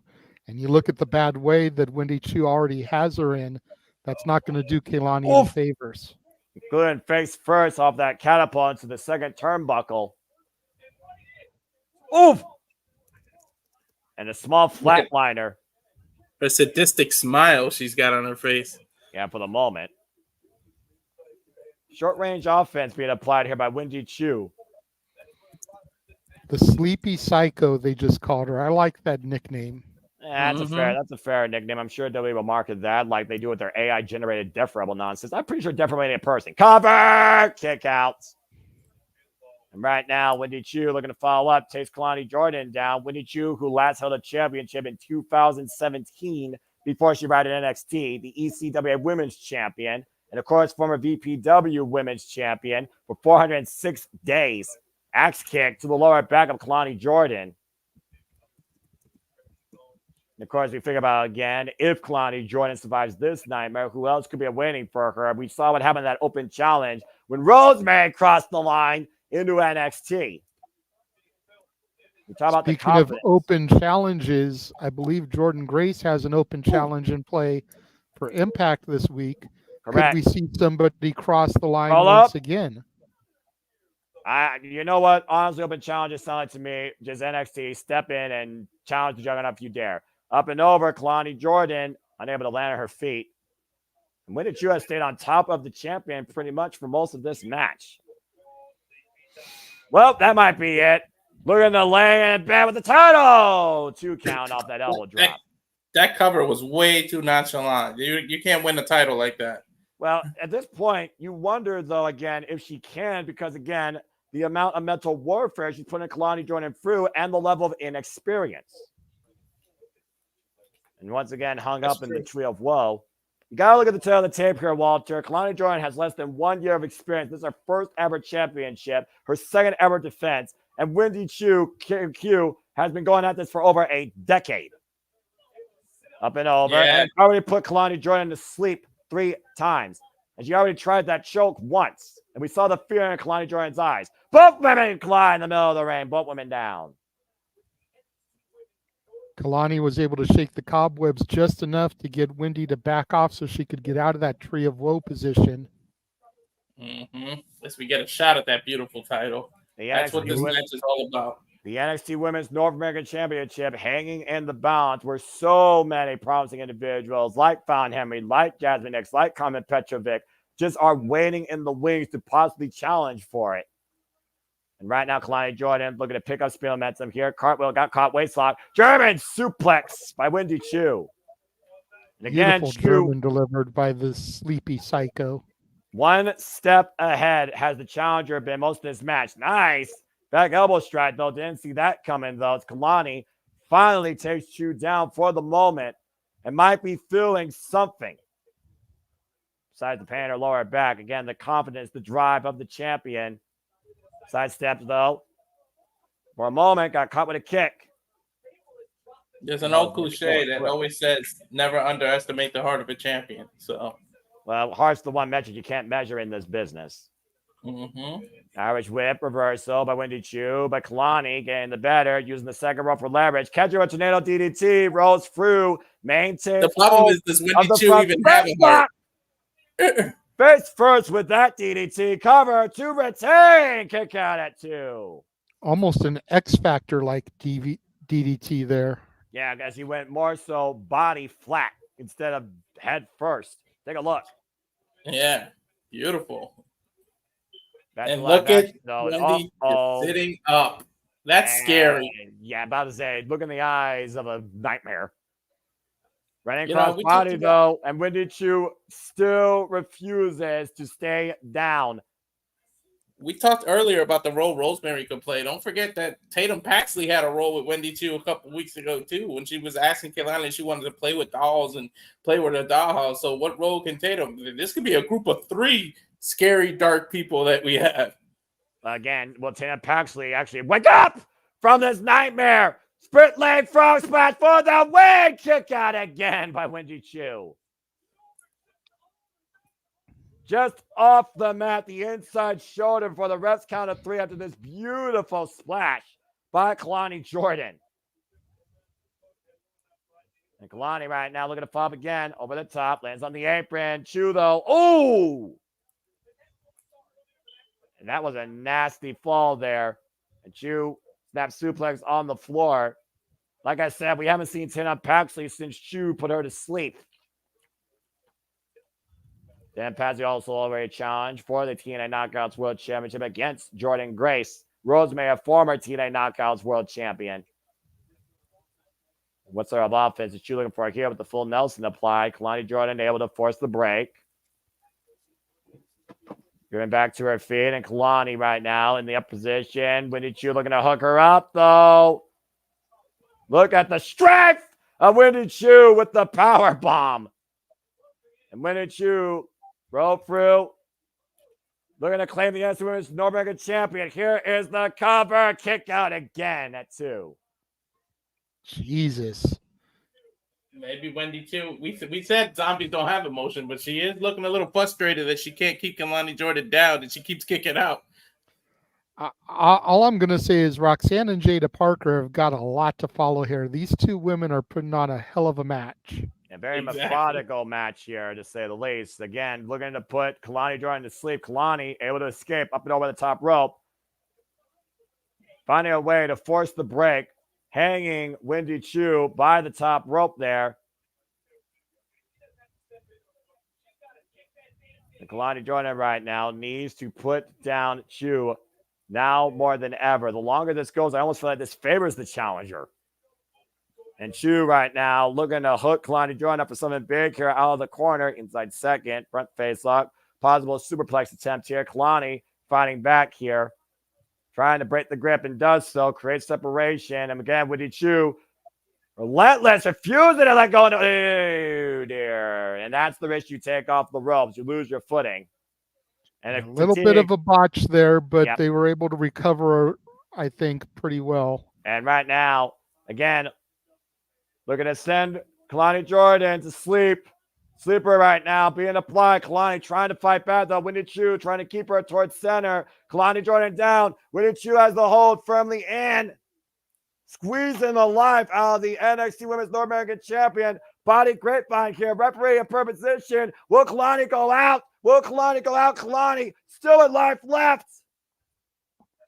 She's holding on. Like Walter pointed out earlier, the heart of the champion. Mm-hmm. Can Kalani actually do anything here? Can she beat Wendy Choo? Backs her into the corner. Again, fatigue has to be setting in here for both champion and challenger. I think fatigue is what led to that. Go ahead, Walter. No, go ahead, Walter. I was Noah alluded to experience there. You saw Wendy Chu literally went to the side of Kalani when she was getting back to the quarter so that she knew what she was going to try to reverse it to. Oh! So she made sure she bumped into herself into the corner instead of Wendy. Nice flatliner there. A bit of a fake out there by Kalani Jordan. It looks like she finally might have Wendy Chu where she wants her. Kalani going up to the top rope.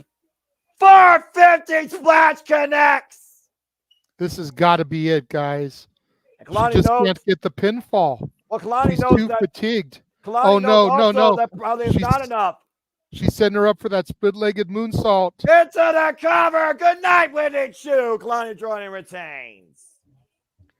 What I was going to say is that fatigue is what probably led to the botch spot there, which just goes to prove that it doesn't matter how long tenured of a vet you are, as it was Wendy Chu, the 10-year vet, that did that.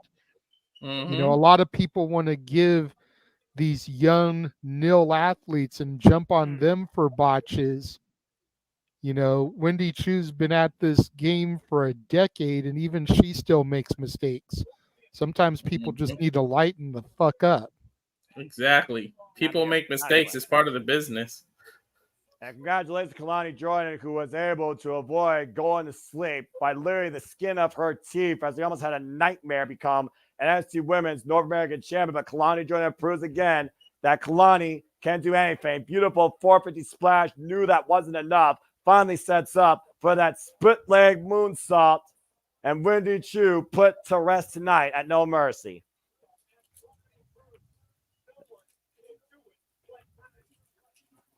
No one can do it like Lonnie. And no! Wait a second. I brought her up. Wendy Chu, you might want to watch your back. Taya Paxley's back. Say her name and she appeared, Walter. Right? Again, the last victim of Wendy Chu. She was literally put to rest after losing to Kalani Jordan for that NXT Women's North American Championship. Oh, that's scary. Put her down on her sack there. Ugh. And someone tells me that Tina Paxley is not here to play with Wendy Chu, but remind everybody exactly who truly is the nightmare of NXT. Daphne, be proud. Tina Paxley's back. Wendy Chu, good night. Go to sleep.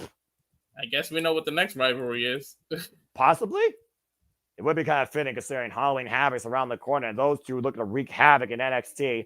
As we continue forward here at this WPLE, so much ahead here at the fall season, especially when it comes to WWE. Changes in the air as, of course, SmackDown will finally move away from that piss poor network Fox and go to a more sensible network for the time being, permanently, the USA Network. SmackDown moves to USA September 13th, folks. So stay tuned for more on that, and we'll see what's ahead on the most electrifying show on Friday nights. And, of course, that will be coming to us from the Climate Pledge Arena. That is Friday, September 13th, the Friday night premiere of SmackDown on the USA Network. I might actually watch that, considering I have that channel. We might. I don't know if it's okay with all you. We might have to do a watch along for that one. Okay, let's not go down that deep there. I'm just going to put that out there right now. As Sam Paxley put Wendy Chu to sleep, and Kalani Jordan was able to overcome this walking, waking nightmare tonight. We are going to see what happens in the NXT Women's Division when it comes to the most richest prize on the line. As another nil athlete, former all-collegiate volleyball competitor who transitioned after her dream was dashed to go national, became a NXT superstar, and shown that she is more than just out of the mud, but can be really a hell of a competitor to deal with, as Meacham learned in that street fight. Jada Parker takes her biggest chance tonight against Roxanne Perez for the NXT Women's Championship. And something tells me these generic GTA cast-offs, Jada Parker is about to get wasted, and it's going to take less than 6 stars to do it. You know, if Jada Parker doesn't win here, it's to the point where Roxanne is pretty much going through everybody. Like, who's can actually take this title away from her? Well, considering, again, what I talked about earlier, who's coming into NXT, names already mentioned, including but not limited to Delta from Australia, Julia from Japan, Stephanie Valcour from Mexico, not to mention former friend Cora Jade. there's still a lot of potential towards who could confront the Prodigy, but no one right now is on the level of Roxanne Perez, especially in WWE's women's divisions. We may even have to reach out to a whole other company, if you know what I mean. Well, I mean, the first time we saw TNA cross the line to challenge the Prodigy, again, was for Ash of Ignorance. I think Jordan Grace right now would be both NXT and TNA Women's World Champion. Mm-hmm. And again, we'll see tonight if Jada Parker is capable of hanging with the Prodigy, or will she simply be wasted? Championship matchup still to come tonight as Wolfgang from Gallus talking about how Axiom and Nathan Frazier will try and duck and dodge them as Gallus looks to take the first crack at the new two-time NXT Tag Team Champions. And personally, I wouldn't mind once again saying, Gallus boys on top! But again, my heart kind of does go out to what happened to Chase University. Yeah. And again, speaking of Chase University, we saw what happened literally at the end of our opening contest. Rich Holland literally releasing every possible mean spirit against Chase University and putting in his pink slip and withdrawing from this institution and dispatching their professor in the process. It was a vicious attack post-match with an exclamation point with this package DDT on the announce table that has sent Chase U to a local medical facility. No, they can say hospital now. Goddamn time. And you see right now, Thea Hill and everybody literally clearing the way for Andre Chase, who was hauled out on a stretcher. And I'm sure NXT will keep us posted on updates either tonight or come Tuesday. And we'll see if we get any words on Andre Chase. And all I got to say is good luck. Get well soon. Chase U. Yeah. And we get a backstage shot of Rich Holland to see if we can get a word with him here. Like he's actually going to say anything. Right. And he doesn't. But you saw the expression, sly smile. Sometimes actions speak louder than words, Walter.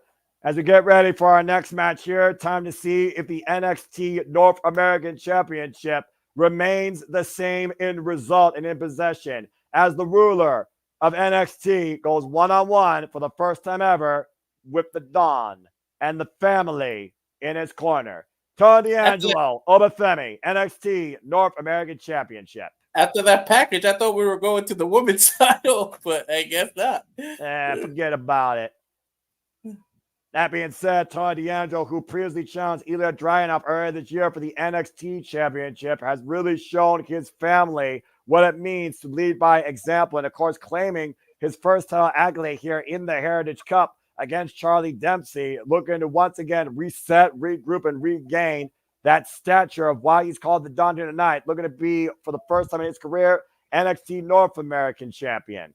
And of course, with Italian blood in my roots, I'll admit this Tony Soprano wannabe, he wasn't, the flavor of the month for me, but this guy has garnered my respect, to say the least. And I'll say this, you don't mess with the family. We'll see what happens tonight if Tony D'Angelo can actually overcome the unstoppable, undefeated, unopposed ruler of NXT, in Obafemi. Stranger things have happened, and we've already seen one title change here tonight, gentlemen. D'Angelo has surprised me before. Like, honestly, when he won the Heritage Cup, I didn't pick him for that match, and he turned around and won. So yeah, that's not like he hasn't. I've been wrong about him before. Well, one person, JJ, we haven't been wrong about when it comes to this, guys. He simply says, it doesn't matter who or what stands in front of me, the result will be the same. And the ruler has literally fulfilled that promise since arriving from Nigeria and breaking out in that tournament and beating Dragon Lee for this title, and has been unpinned and unsubmitted since January. Oh, boy. Looks like he ripped off part of the belt. That's what I was saying. I must say, I think you're right. Someone get this guy an actual championship that doesn't look like a cheap-ass prop.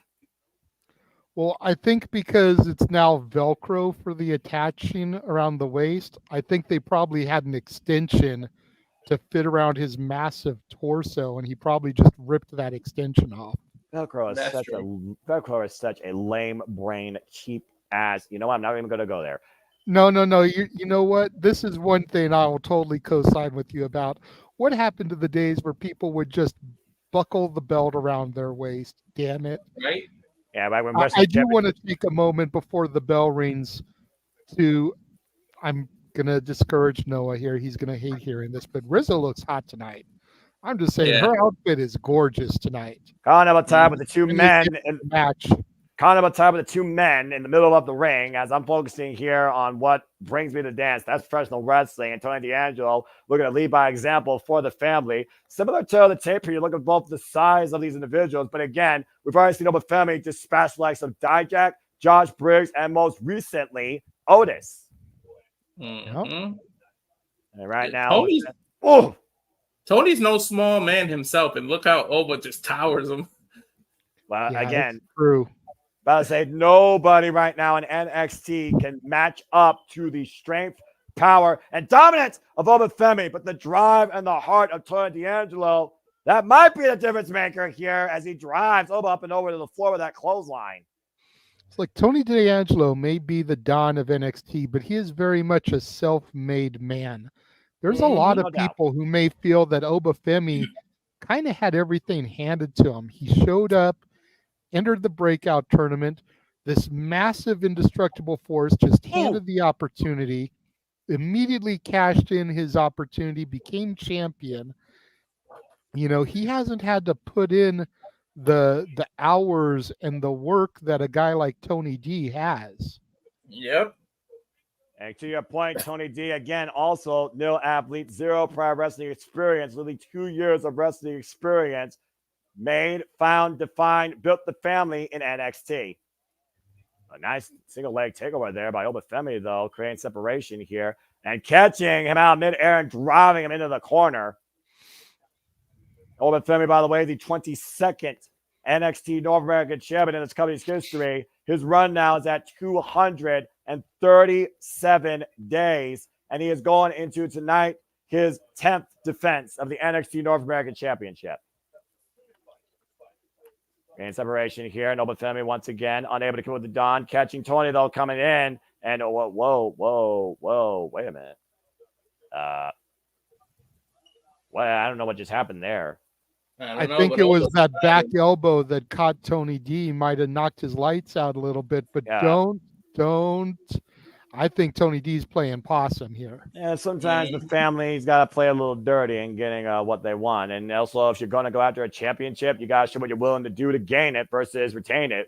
And while Oba Femi right now has had to do no cheap tests against anybody here, Tony D might need to show a little bit of trick if he's going to beat the ruler of NXT. Shoot the half float over, lateral press, kick out 2.5. Again, to your point, let's go back here. He stepped on the right foot. Look at the way the right foot twists. That could have sprained his ankle, actually. So it may not have been that shot to the back of the head, JJ. It might have literally been just poor inverted contact. I gotta wonder how well that's going to affect Tony D's offense here, including that forget about it finisher. Oba Femi, by the way, that comes again from Nigeria, stands 6'6", 310 pounds. Literally no wrestling experience prior to NXT. And Oba Femi right now, driven in the corner. The shoulder box being applied here. Tony D still taking it to him, though. You got to give Tony D credit. Again, we talk about heart and pride all night. Whoa! It took Oba Femi up and over with that suplex. Overpowering the ruler. Yeah, almost a Northern Light suplex without the bridge. Tony D, by the way, the weight differential here, less than 200 pounds. And right now, Oba Femi once again catching Tony D and setting him for the ride. Beautiful suplex throw there by Oba Femi. And right now, Oba firmly in control here. You almost got to think Oba may be a little too overconfident. Look at the way he's smiling, kind of showboating. I never really seen that from Oba. That might be his downfall later. Well, again, when you've been undefeated for literally 7 months, at cover, kick out, I think you got the right to be a little bit prideful in yourself. Yeah, there's a difference though between being proud and being over cocky, over arrogant. There's a Mm-hmm. very thin line, and I think Obafemi is starting to cross that line from being a proud North American champion to being arrogant and thinking that nobody's able to touch him. That's why I'd Exactly. love to see him go up against another monster and a guy like PCO at Halloween Havoc. And of course, Exactly. Monster versus monster. but The of course, French the match Canadian everybody wants to see. Frankenstein. The match everybody wants to see, and hopefully it will stand deliver. Everybody wants to see Moose and Obafemi tear into each other. But JJ talks about crossing that line. Once you cross that line, that's usually when somebody comes around that's there to put you in your place. Mm-hmm. Obafemi right now putting Tony D in his place underneath his boot, driving his boot into his throat. I don't know. It's just a little weird. It's almost like Oba's acting a little heelish in this match. I don't know. Think about He what is a heel. technically, yeah. I mean, he's a monster. Let's be honest here. And he has a right to be. He is the ruler. Not every ruler has to be appreciated, but you gotta respect it. Cover, roll up here by Tony D, gets a 2 count. But as we talked about earlier, guys, all it takes is 3 seconds. And again, Oba overpowers Tony D with a shoulder breaker. Cover, lateral press, 2.5 for the ruler. D'Angelo again able to kick out after that shoulder breaker over the knee. You know what you call an unappreciated ruler? A dictator. I was just gonna guess that. Yeah. And very few can oppose that. Tony D standing up with Femi up and over, though, creating separation. Again, we got to watch how Tony D's stance is on that right ankle and see how that plays out in the duration of this match. You see Tony D right now, angst in pain. And of course, Obafemi also probably wearing him out. Cardiovascular endurance has to play a factor here at some point with these two big men. Irish whip to Tony D. Obafemi runs into a boot, though. The damage boot, by the way, of Tony D. Tony D going up to the second rope. Oh, got caught out of midair. Look for a choke slam. Back elbow strikes, though, by Tony D, trying to change position. And Tony D lands on the apron. And Obafemi up and over. Both men on the apron now. Dangerous territory here. Very small margin for error. I sense disaster. And right now you hear Stacks trying to wheel on his Dawn from the outside. Oh, man! Great desperation DDT from Tony D to Obafemi, dropping him on the hardest part of the ring. Where wood meets steel. Tony D'Angelo with newfound life for a second. Runs into a rising knee strike. Tony D stumbles once again. Clubbing shot, ducks to their knee. Catches him. Overhead belly to belly by Tony D. More of a throw than a suplex, but effective nonetheless. Tony D had that clothesline scouted, was able to avoid it. We take a look at that again here in the replay. Yeah, using Obafemi's own momentum against him. And again, Tony D trying to block out the pain, any sense of doubt in his mind. He knows what Obafemi has been doing since he's arrived here at NXT. And both men do it out here in the middle of the ring, trading bombs here, big right hands for the NXT North American Championship. Still want to see Tony D versus Little Guido since the NXT crossover is happening. Oh, good Lord. Right. The leader of the D'Angelo family versus the leader of the full-blooded Italians. Forget Make it about happen, damn it. Ooh. Or at least bring no. back Big Vito and have that. Okay. First off, like that finisher, you both forget about it. And by the way, Obafemi just kicked out of the forget about it. So now Tony D really needs to regroup and rethink. I think that's the first person to have kicked out of that. That is correct. And right now, Tony D looking for the double underhook, but Obafemi able to counter again, hoisting up the Dawn. Tony finding out the back door, though. Counter back on his feet, runs into an elbow. Shot to the jaw, and here comes the challenger again, catching him. Oh my God! Turmo with a power slam. Huge power slam. Tony D feeling it now. He's got to capitalize. He's got to stay on top of Obafemi. He cannot allow the monster to get too much breath back into his lungs. Exactly. Right now, Tony D might be going for broke here. Can he hoist up the 300-pound plus frame of the ruler up on the shoulders? You have got to be freaking kidding me. Electric chair, maybe? Yeah. Oh, man. No one's ever done that before. Obafemi into the cover. New champ. No. Tony D smart enough to use the ropes to his advantage to be able to pick him up. I would still argue, though, that right now, Tony D has been the most dangerous and effective opponent against the ruler of NXT. Definitely. Tony D has taken Oba to oceans he's never been in. Deeper water. Wait. Chenny Lorenzo, the lawyer of the family, Obafemi right now, literally right now. You don't mess with the family. And, wait a minute. He took his crowbar. Uh-oh. Just manhandled Luca Crucifino there, to your point. And now it's Stacks trying to grab the crowbar. Send open over the timekeepers area, and Obafemi right now is literally taking out the family. Stacks has been eliminated from the Royal Rumble. And right now, Tony D with the side step. Obafemi driven shoulder first into the steel ring steps. Adriana Rizzo right now encouraging him. And a spear off the ropes. Is it enough? Do we have a new champion? No. Damn, that was close. Woo. As we take a look at the replay here, JJ. Yeah, seriously, if nothing else, they are making Tony D look like a viable contender to any championship. And remember, maybe he may not be the guy to beat Obafemi, but the way they're building him here, he could very easily be the next NXT champion. Not with that release toss power bomb that just happened. I figure Obafemi is ready to finish this. Don't get too saliva and the spit foaming at the mouth there. Hoisting him up again. Tony D, though, escapes out the back door, lands on his feet, fighting for the pin. Both men driven to the outside, up and over with the clothesline.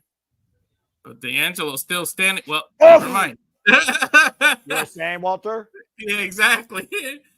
Clubbing shot, taking Tony D down on the apron. And Obafemi right now, hoisting up Tony D again. Pop up power bomb. Forget about it. No! The Don just kicked out. Look at the look on Obafemi's face. And to your point earlier about no one's done before, no one's kicked out Obafemi's pop-up power bomb. Tony D just did that.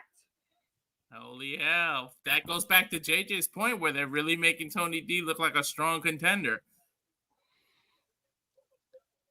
Sometimes they said in White Men Can't Jump, sometimes when you win, you really lose. And when you lose, you really win.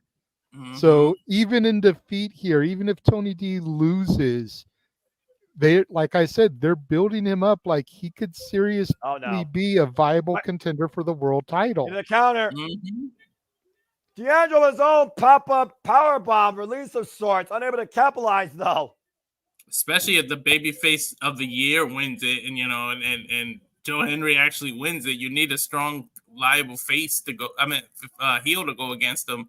Tony D's right there. Well, again, do you believe right now in Tony D upsetting the ruler here and claiming the NXT North American Championship? The family clearly believes. Camera shot there from behind the family as Obafemi lines him up in the corner.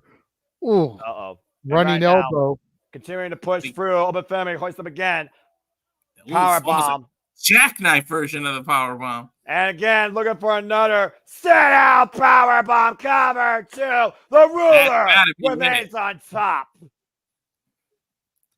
Oba can't deny that he's been in a war tonight, though. He's been in a hell of a fight. But at the end of the day, the result remains the same. Obafemi is still undefeated and NXT North American champion, but mad respect to the Don. Arguably Obafemi's toughest challenge to date.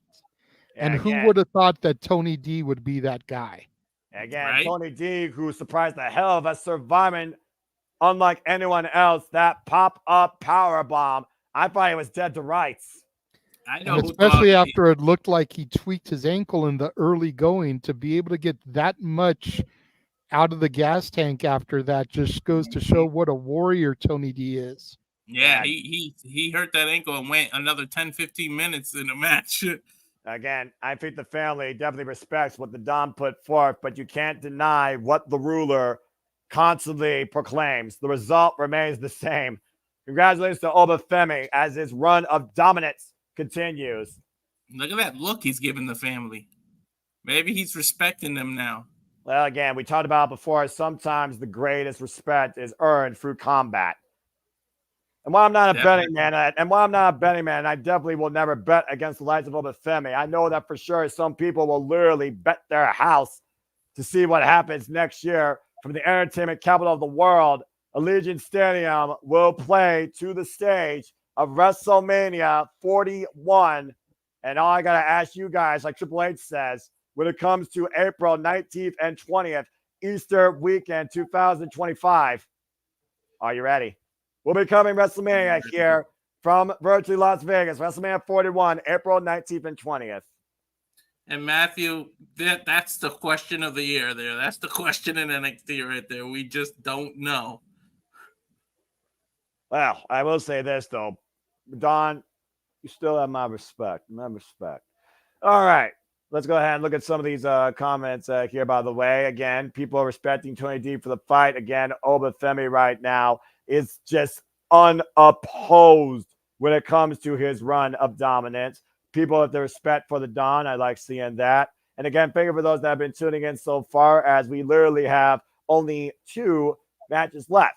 The Women's Championship and the Men's Championship, of course, as NXT No Mercy continues here. Thank you for tuning in. Hope you enjoyed the conversation. Again, please subscribe, comment, tell a friend, super chat, my friends, PayPal them as well. Of course, you guys continue to move forward and put forward why we do this and why we continue to carry and encourage this passion for all things wrestling on the grandest stages. Of course, after this, the next time we'll be back, the Simply Reliable Network will be here covering AEW All Out as we move through September to see what's ahead at Victory Road in TNA, and we get ready, of course, for October with WWE Bad Blood, and who knows what else in between with specials and other crazy nonsense that may happen. But I hope that you're all enjoying the conversation, reactions, and the commentary. Shout out again to Mega Wrestling JJ Williams. Appreciate him as always, as he represents his brand. My respect to Walter Cruz, the Rage of Wrestling, and stepping up in what he does here in the producer and the commentary role too. And as someone did super chat earlier, but I got a light headache.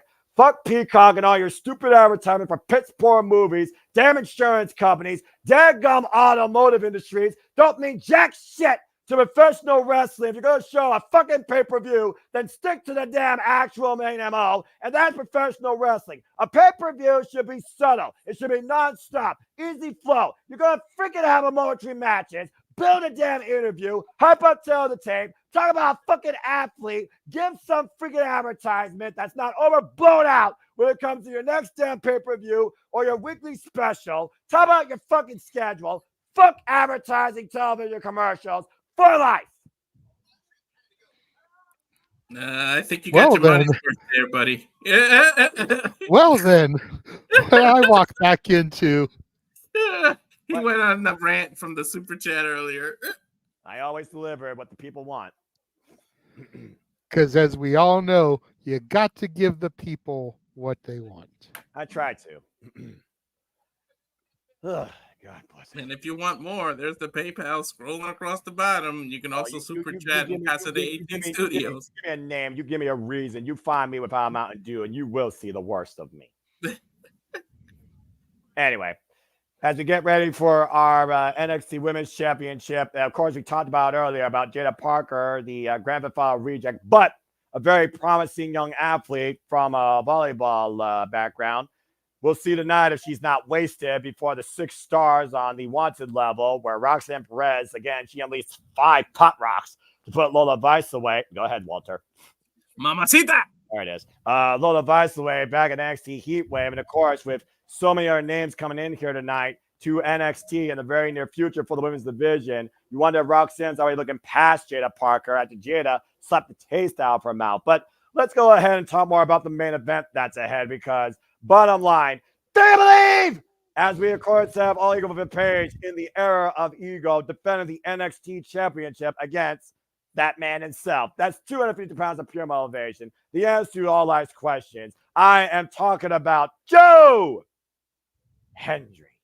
Of course, Joe Hendry is coming off a loss, though, at Emergence for his team, with Matt Hardy getting pinned by the system, as Moose will challenge Nick Nemeth for the TNA World Championship at Victory Road, with Josh Alexander also coming up short against Nick Nemeth for the TNA World Championship. You almost wonder if Josh, who was the standard of TNA, will cross the line and try to become the standard of NXT along with his partner from the North. JJ, we talked about verbatim on City Predicting, but at this point, I got to ask you, with everything going on right now, what happened on Friday night, do you still believe? I definitely still believe. The very big key for me is that it wasn't Joe Hendry that got pinned. They made sure to leave him strong and protected.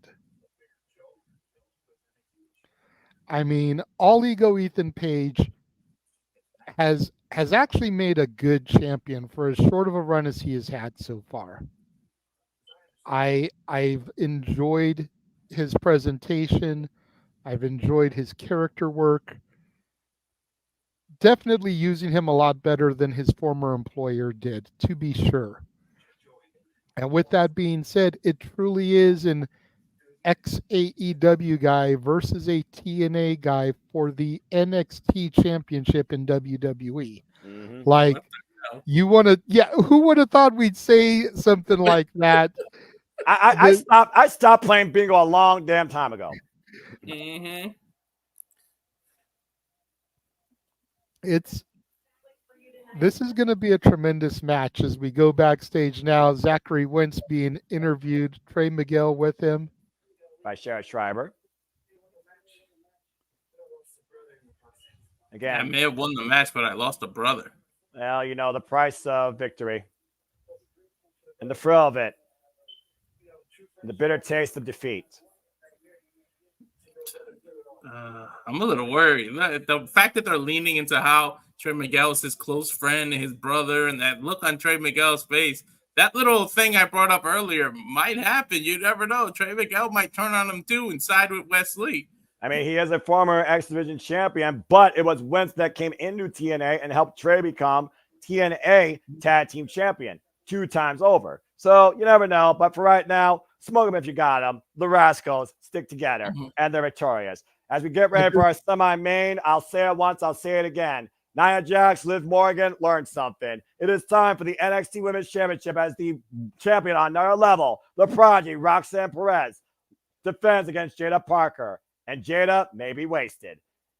The simple tale of this match goes like this, folks. Jada Parker won a 6-way, JJ, of course, talked about his NXT, No More Contenders match against some of the most promising young athletes here in NXT. Of course, Roxanne's done everything, though. Breakout winner, Iron Survivor, 2-time NXT Women's Champion, Women's Tag Team Champion, Royal Rumble participant, former Ring of Honor, and, might I add, Reality of Wrestling, Booker T.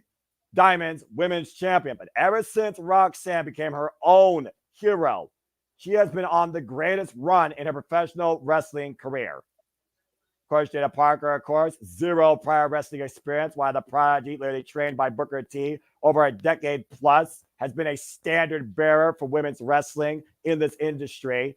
Jada Parker, of course, who has been taking it to the likes of Mucham, the OC, Lola Vice, Soruka, and of course was also involved in the inaugural NXT North American Women's ladder match for that championship. Why she's looking to prove that OTM is far more than a lame brain name, and she is more than a Grand Theft Auto cast-off gimmick. It was Roxanne Perez that won this title back against Lyra Valkyria, of course, at Stand and Deliver.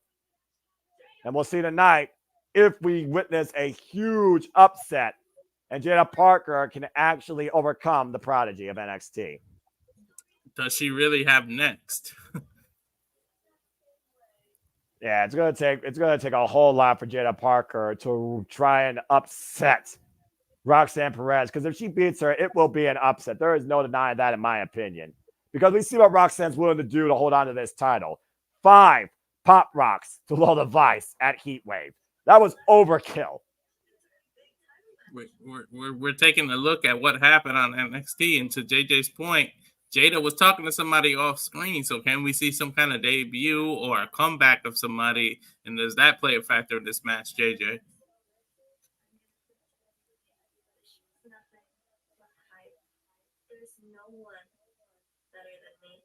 And again, JJ right now is muted, so he's just taking it in because we're going to see tonight if Jada Parker is more than just hype.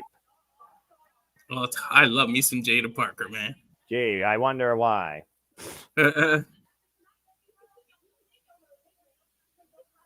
Keep your nickname. Your title's coming home with me. And Jada, the day you don't look like a Grand Theft Auto cast-off to me is the day I'll actually believe that you will be champion. Tonight's not your night, girl. Sorry, not sorry. But let's see what you bring forward. I definitely will agree with you. Tonight is not her night, but do not sell Jada Parker short. Exactly. Much like Lash Legend, she has earned my respect with her in-ring performance over the last few months. See if she earns mine tonight. I really think she needs to leave that group behind. She's well on her own. She's better without those two goons, if I'm being perfectly honest. She's the only reason they're relevant. Accurate. To be honest, yep. There's a reason why they're not on the card. Jada Parker, again, who comes from a volleyball background with zero prior wrestling experience, of course, earned this opportunity, like I said, in a six-way #1 contenders match, going into her 44th match tonight in her wrestling career. After outlasting Adrian Rizzo, Brinley Reese, Kendall Gray, Sol Ruka, and Wynn Sinclair to earn this opportunity. Even that stupid dance Jada again makes me laugh. But JJ, I don't know if you were having tech issues, but I was asking you what factor does whoever that is that Jada was talking to off screen play tonight? Like, do we see a debut or a comeback of someone tonight? I definitely think that we will, and I wasn't having tech issues. I was trying to rewatch the Rascals interview because I caught part of something via the TV screen. They were issuing a challenge to somebody. I didn't really catch the whole thing. They have issued a challenge to Fraxium because they defeated MSK a couple weeks ago, but they've never faced the Rascals. So they've issued a challenge to the new tag champs, see if they'll step up and put the titles on the line against the Rascals here, possibly Tuesday, if not Tuesday, on a future episode of NXT. Yeah, you got to consider that Wesley won't be too far away from that. Anita Gouts, who's already calling their shot to be the first in line. But that being said, that's Tuesday. Here's tonight. Yeah. Roxanne Perez. But to answer the question that was put in front of me, I definitely think we're going to see the emergence of whoever that was that Jada was talking to off camera here tonight. Let's go down to Alicia Taylor for introductions for our semi-main for the NXT Women's Championship. I have to say, both these women have my respect. Jada needs to earn it yet with me. Let's see what she does tonight. Like I said, Jada Parker, zero prior wrestling experience, 44th match in her wrestling career since arriving in NXT. Meanwhile, the two-time NXT Women's Champion, the prodigy, the wrestler on another level, Roxanne Perez. 8 years, of experience, 22 years of age, more than just an effing name. The 20th NXT Women's Champion, her second reign, 149 days, going into her 7th defense. Just look at the height differential between the two of them. Jada towers over Roxanne. That's going to give Parker an easy reach advantage as well. And then you figure she's got the weight advantage going in there too. Jada Parker should easily be able to man-woman handle Roxanne. About to say, that's the appropriate term, JJ. I was also going to say, though, to play the other side of things, you know what it means, though, when you have a shorter height. You have a better center of gravity. You have more leverage. And that can play to Roxanne's favor when it comes to speed and overcoming the power or countering it of Jada Parker. She grounds up, hits a cover, and a 1 count. It is a big difference, JJ. It's at least 5-6 inches at least. No doubt. And Jada Parker does have kinesio tape on her, which Roxanne has already spotted and pointed out to her, mocking it. So Roxanne knows she's got a target to go after there. Yeah, you're supposed to target to your opponent. Hey, that's what they do. They take advantage. Mean head scissors here applied by Jada Parker right now. Roxanne looking to change position, find escape. They say thick thighs save lives, but I don't think that's the case for Roxanne here.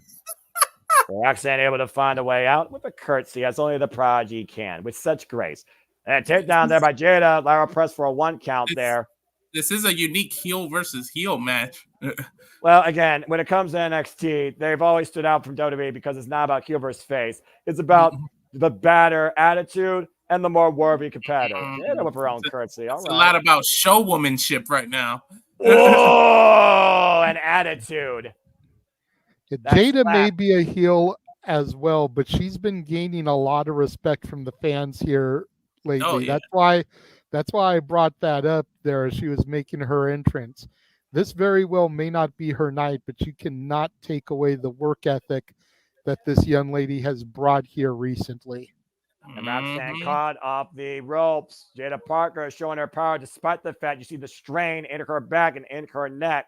Feeling, like you said, the pain in her lower back that needs still tape. It's probably been that way ever since that fight. Maybe going for that ladder match. Oh, and Roxanne able to escape and scout that move to your point, Walter. Of course, Roxanne's overcome now Natalia, Lara Valkyria, Tam Paxley, Chelsea Green, Lola Vice, and Fia Hale, and of course, Jordan Grace in her second run as NXT Women's Champion. Jada needs to remain focused and not get frustrated because Roxanne Perez has a tendency to get her opponents frustrated. She does things like that. Roll out of the ring, run around, make you chase her, all to get in your mind. See, you already see the frustration on Jada Parker's face here. But again, she knows you can only win the title via pinfall submission inside the ring. Champion's advantage, smart wrestling by Roxanne Perez, luring Jada to the outside and using her environment. Now, Jada to the outside and Roxanne looking to follow up here. Paying up speed, possibly looking to fly. Tope got caught. Are you kidding me? Fireman's carry by Jada Parker, catching Roxanne coming in easily from the Tope Suicida. She's literally carrying her to the ring. And Roxanne, they'll find back with the elbows, the side of the jaw, got a little bit to cover it, and paid for a nasty landing on the steel ring steps. I think she may have caught the corner of the steps. I need to see a replay to be sure, JJ. Mm-hmm. And right now, Roxanne smells blood in the water. And again, using that to her advantage, bringing the count, looking to once again continue the punishment on the outside. Okay, that shocked me. I thought Perez wouldn't mind taking a count out victory, but she rolled in and out, breaking the count. Well, I'm sure Roxanne is not taking Jada Parker lightly. And I also do believe that the Prodigy is here, as always, to send a message towards anybody that thinks they could take the NXT Women's Championship from her. As she, oh my word! Unique offense by Roxanne Perez. They're using the steps to her advantage. Referee discretion. That was full view of the referee, but it's referee's discretion, as we all know. Like I said, use the environment. She did not literally use it as a weapon. It was there, and she exploited it. Almost sort of a curb stop of sorts, pushing Jada Parker torso first into those steel ring steps, and obviously the knee steel tape, as you pointed out, is on compromised core.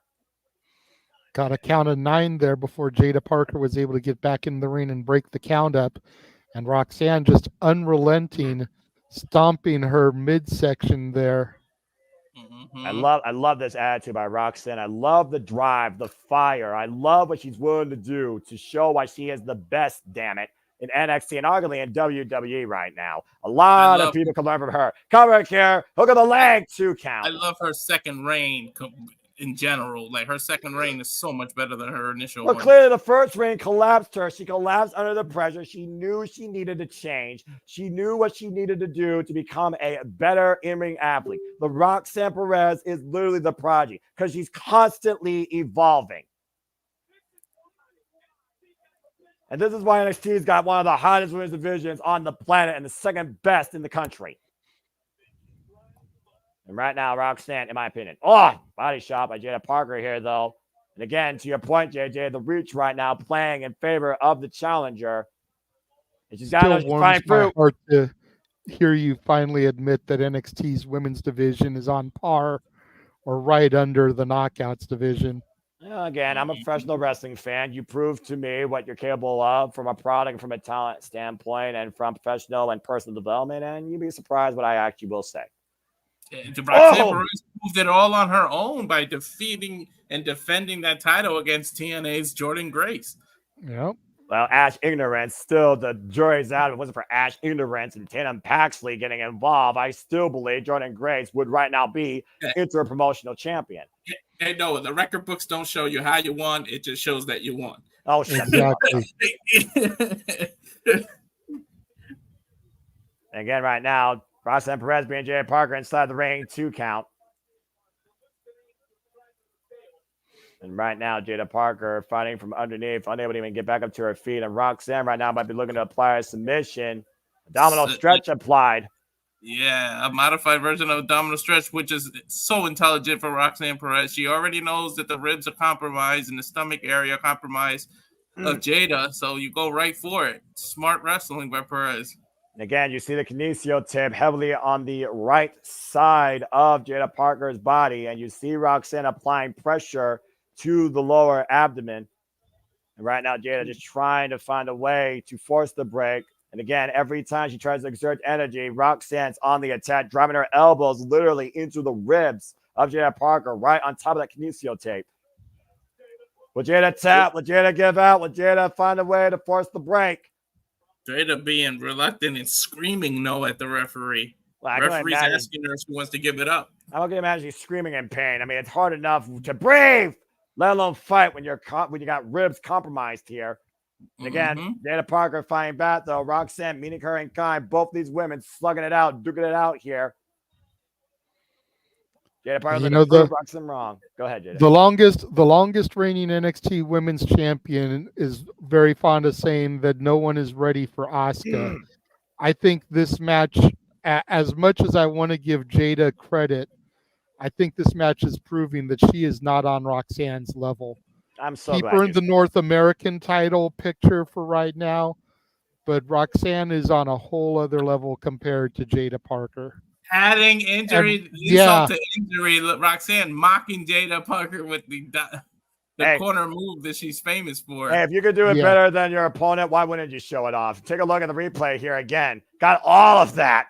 Well, unfortunately, Roxanne can't do it as good as Jada because Roxanne ain't packing what Jada's packing back there. I was just going to say that, JJ. I don't think it's as effective. In this case, I disagree, considering she's already got compromised ribs. That can use the old tape again. But Jada Parker might felt a little bit insulted there. And right now, Roxanne might pay for that little bit of arrogance from earlier. Jada holds that Roxanne with a sit-out powerbomb. Cover. 2, no. Jada showing that strength, literally deadlifting her into a powerbomb. Compromised ribs notwithstanding, it's the difference between dropping a 12-ounce can on your midsection and a 2-liter bottle. Either way, body mass aside, Roxanne Perez. I'm just saying, bro. I'm just saying. Well, again, the heavier body always brings the heavier impact. But I also look at, again, the confidence factor here. And clearly you see the confidence on the champion. But I am seeing the fighting spirit of the challenger. Jada Parker driving her knees into Roxanne's midsection. No, it's the difference of you dropping a bonsai drop on somebody and then me doing it. I think I'm going to hurt them a lot more.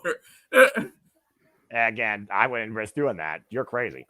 Scoop slam there by Jada Parker. Yeah, Jada Parker here getting a little bit of fire behind her. But again, every move she's doing, she is grasping her midsection, grabbing the right side of her body. And catching. Oh, man, what a spine buster. Let that no. She was going to give up the match of her career, the match of her life at this point. Well, that's the biggest match of her young career. 44th match, and it's for the NXT Women's Championship. I expect Jada to leave it all out here. Not many people could say their 44th match in the company and they get a title shot.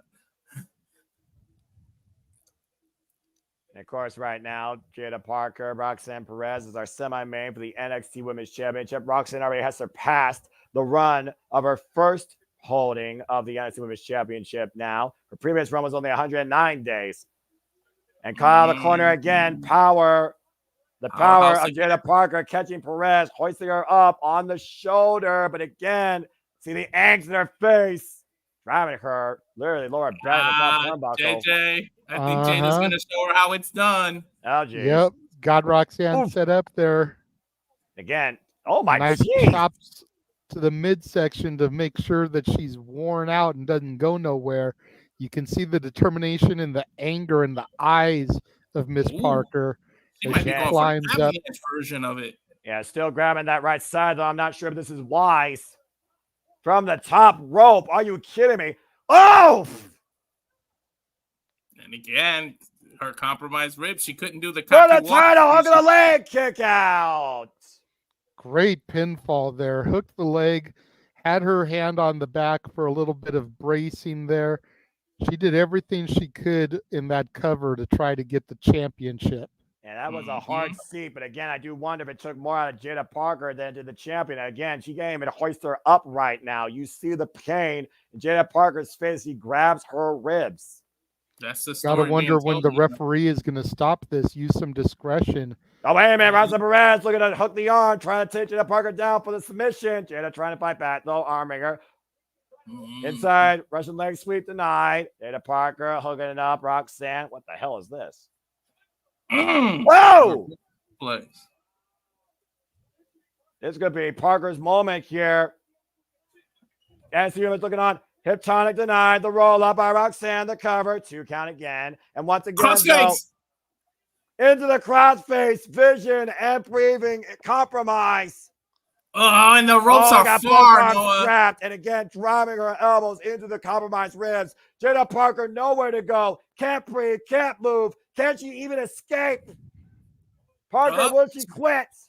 She got her arm loose. Holy shit. She's pushed up and got Roxanne on her shoulders. But can she lift her up? Can she lift her up? Jada Parker showing me something here. Is Jada Parker the one to overcome the prodigy with the Samoan drop? Nice. Yeah, Parker once again looking to follow up off the bottom, off the second. Oh, Vader bomb denied. And again, those ribs crashing into the mat. That may be all she wrote. And I think Roxanne sees it. Maestro Cradle for the win. 2 counts. Not what I was expecting.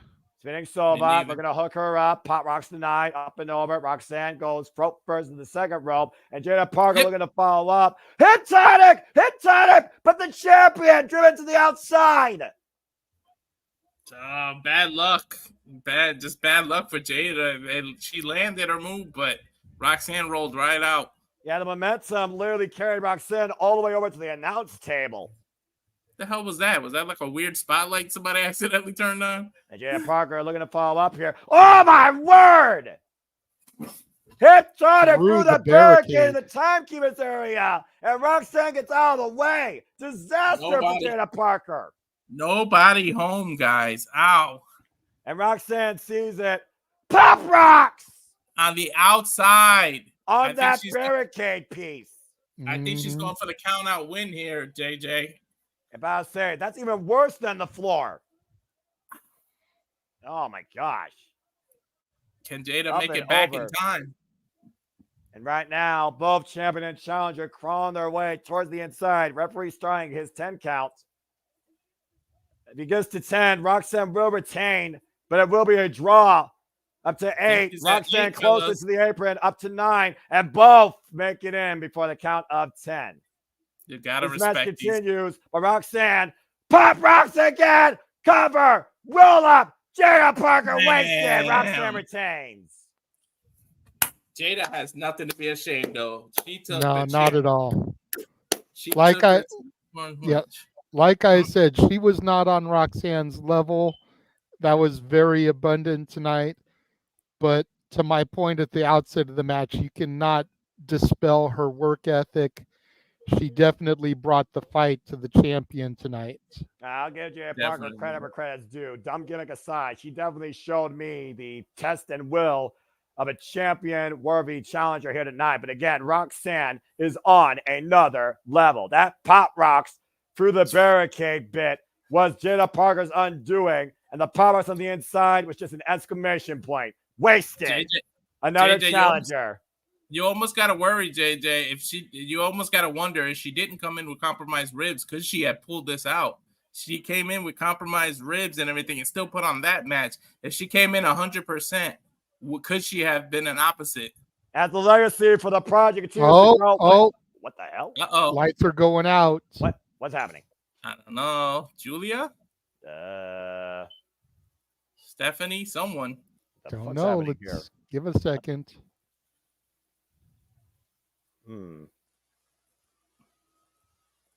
Who's coming out through the shadows, out of the fog? Oh, shit. Cora Jade! Wait, that's not Cora Jade. Oh, wait a minute. You're right. Julia. The rumor got through. Beautiful Insanity, former World of Stardom champion, Julia, is in NXT. Uh-oh. Business has indeed picked up, fellas. Yeah, the same hair job for a moment as Cora Jade, I thought. But boy, am I looking at a much more capable athlete here in this Joshi. British, Italian, Japanese-born, leader of Donna Del Mondo, recognized name from Stardom, Julia, confronting the Prodigy. JJ, Tuesdays just got a hell of a lot more interesting. And absolutely. Suck it, Ron SmackDown. We saw Julia in the crowd for Stand and Deliver, and haven't seen her since, as she still had some obligations in Japan that she had to finish up. But those obligations are over, and she is now staring eye to eye with the Prodigy. If anyone's going to be on the Prodigy's level and challenge her legacy, it very well might be this individual who brings nothing more but beautiful insanity. Julia is here in NXT. Did you see the death grip Perez had on her title? It's funny because you could see Roxanne was almost having a hard time staying in gimmick because she's so happy that Julia's here and she's got her to face off against, but she's trying to stay this bad bitch in gimmick. I'm about to say, unlike some people in this business, Roxanne Perez actually welcomes challenge, welcomes defending her championship constantly, and is not afraid to put up against anybody in and out of the company. That being said, Stardom and Marigold's own Julia is officially here in WWE. And I'm all ready for this. This is why we have Noah to give you history lessons here. Yeah, Julia, who was involved in Stardom since literally the early 2020s, came from an ice ribbon, of course, alongside former sister and roommate, crazy girl, Suzu Suzuki. She led this faction called Dada del Mundo with the likes of Thekla, Mai Sakurai, Natsupoi, and, of course, many others, and they ran roughshod over Stardom for literally 3 to 4 years. At one point, she literally risked her hair and had to relinquish the title due to injury against her friend Suri, where Suri and her had a fallout, and Suri started her own faction. We've seen the growth, the professional development of Julia since she came back to Stardom. I have personally. At one point, she really held the red title, of course, the World of Stardom Championship, before losing it to her rival, Tam Nakano, and then went up to Rosie Ogawa's new promotion, Marigold, to establish it. Now that Marigold's been established and Saray is the inaugural Marigold Women's World Champion, Julia has fulfilled all her obligations. She said Arriva Denchi, and now she's here in America and here in NXT. She said sayonara. Quite literally. Well, no, she said Arriva Denchi. She's Italian. Yeah. Anyway, that being said, Julia is no one to take lightly, all right? You thought Asuka was a force to be reckoned with? Wait till you see this Joshi run roughshod here in NXT. Good luck, Roxanne. You're going to need it. But you know what this means, gentlemen? There's only one match to go, and do we believe? We talked a little about earlier. So yeah, let's go ahead and dissect that a little more. Since I already did my rant about Peacock again. Fuck this service. That being said, we definitely believe in Joe Hendry, but again, this era of all ego, since even Page literally stole the title while unconscious at Heatwave, pinning Trick Williams after the Javon Evans after the trick shot, and of course Sean Spears pulled him out to the outside. Joe Hendry, though, we've been saying his name for months. He finally appeared, and he has literally been a motivational refocus of NXT. And the caveat here, since Ethan does not respect any of the NXT officials, Trick Williams is the special guest referee. And why there's so much here for Joe Hendry to get, there's even more for Trick Williams to gain. Because Joe Hendry promised Trick when he wins, you have the first shot at the championship. But Trick, he holds control.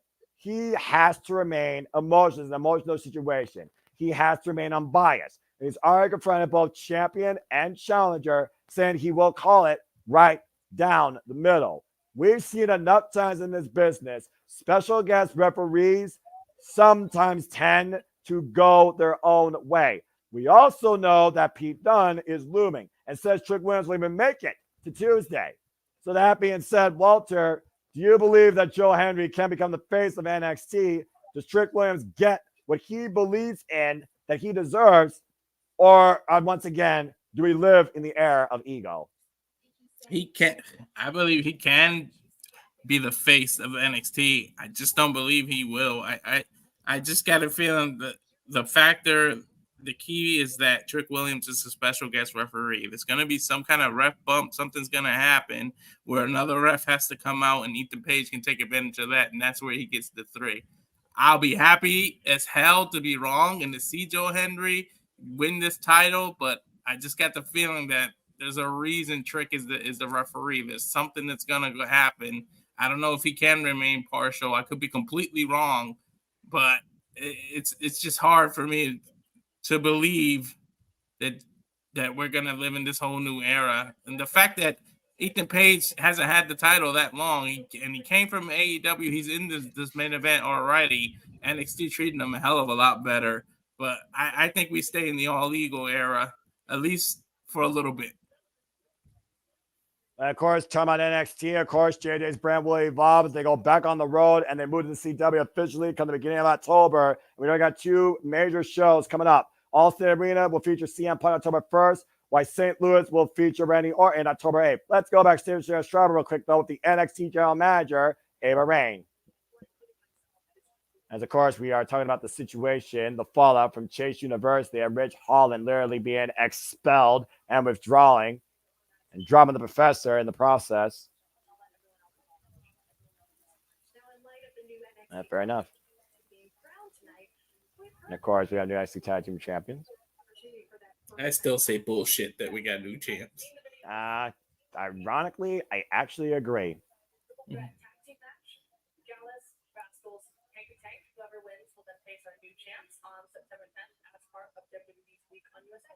Wow, that's a lot of excitement. There you go, JJ. You got your first announcement. There we go. Of course, I'll let you take away. Tonight, Joe or Ethan will defend that NXT championship as part of our launch show in Chicago. Thanks so much, Ava. Wow, big moves already. Back to you guys. Appreciate you, Schreiber. Of course, Jada, tell about what's ahead on your NXT. Well, like we just heard, we got Hank and Tank versus the Rascals versus the Gallus Boys to see who will become the #1 contenders to our new NXT Tag Team Champions Fraxium. Also this Tuesday, Oro Mensa will take on Lexis Keene in one-on-one action. Of course, as Noah calls them, the TikTok rejects will be close by at ringside. And then Trick Williams will be taking on the former Butch, Pete Dunne, the Bruiserweight in one-on-one action as well. Speaking of Big Pete Dunne, does he have a role here tonight? Do you think, JJ? We will find out. But before we get to all that, it is the leader of the All Ego era taking on the man that everybody except for Keen A-Train believe in, Joe Hendry, with Trick Williams as our special guest referee. The Whoop That era ended at Heatwave 2024, where All Ego Ethan Page won the title while unconscious, pinning Javon Evans, and NXT became truly all about him.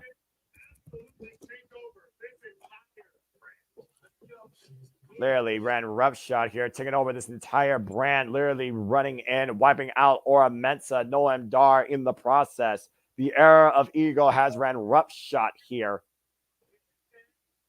You mentioned yesterday during Bash in Berlin about how quickly KO debuted in NXT and became NXT champion.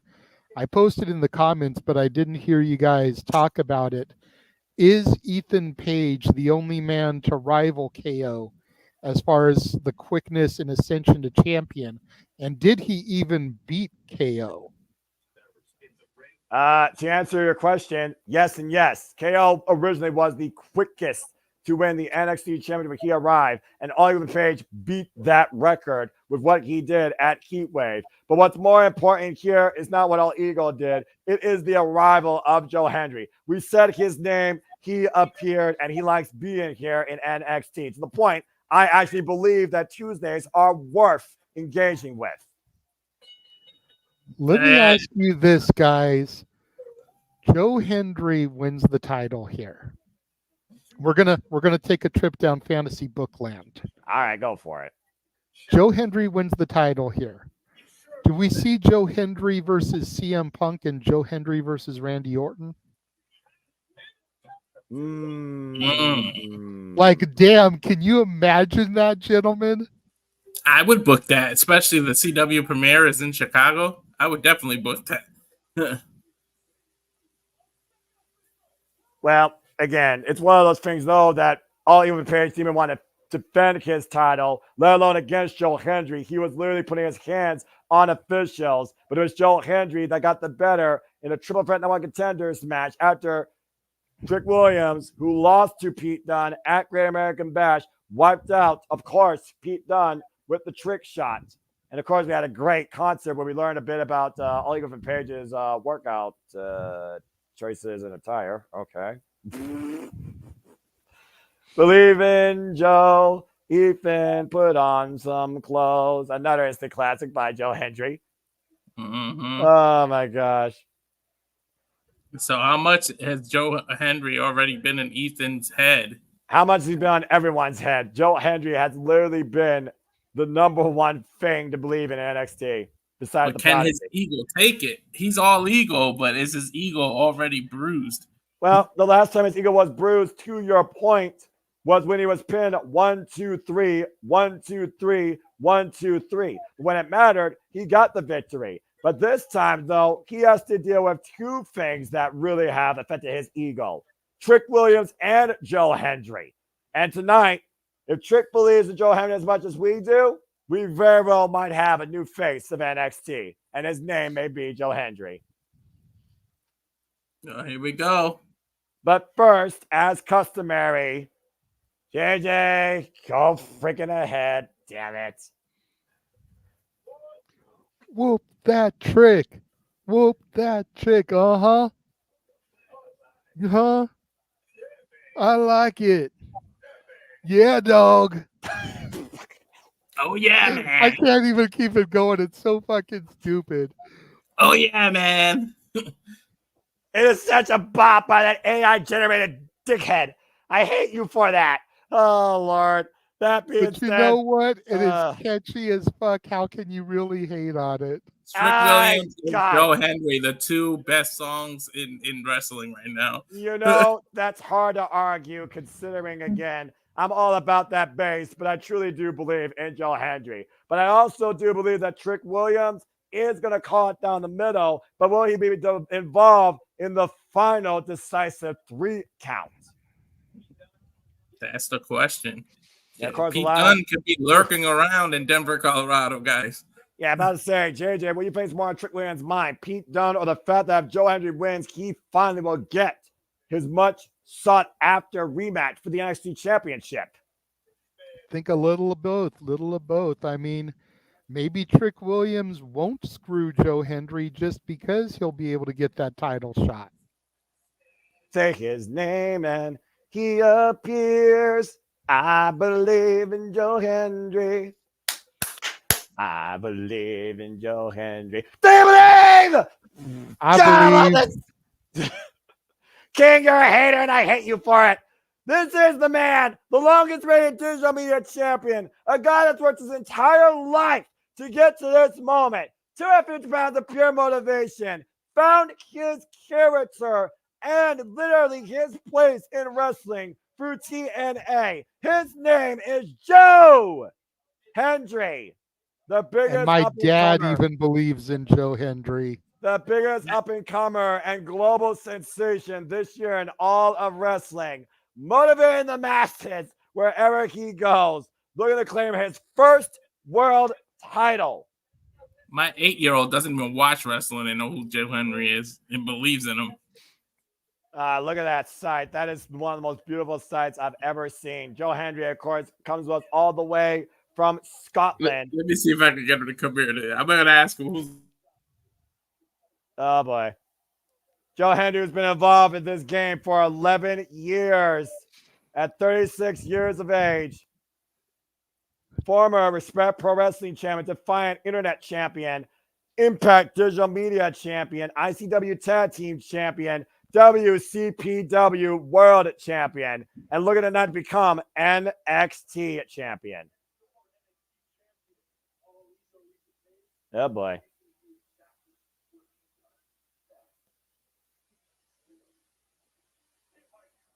Oh God. From absolute appreciation to utter arrogance, here comes the face of NXT, all ego, Ethan Page. But for how much longer is the $1 million question, gentlemen? We've been talking ever since the NXT partnership began about when one person from one company would win a rival company's championship. Out of all the opportunities that have been presented, this very well could be the best shot, with Joe Hendry, the most over name in professional wrestling right now. Damn it. Taking on the NXT champion, the man who leads the all ego era, Ethan Page. We thought Jordan Grace defeating Roxanne Perez was something that could be done easily.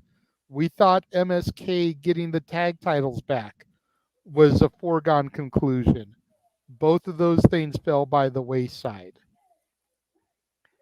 This very well could be the christening of a new level, a leveling up, if you will, in the NXT partnership. Here to go.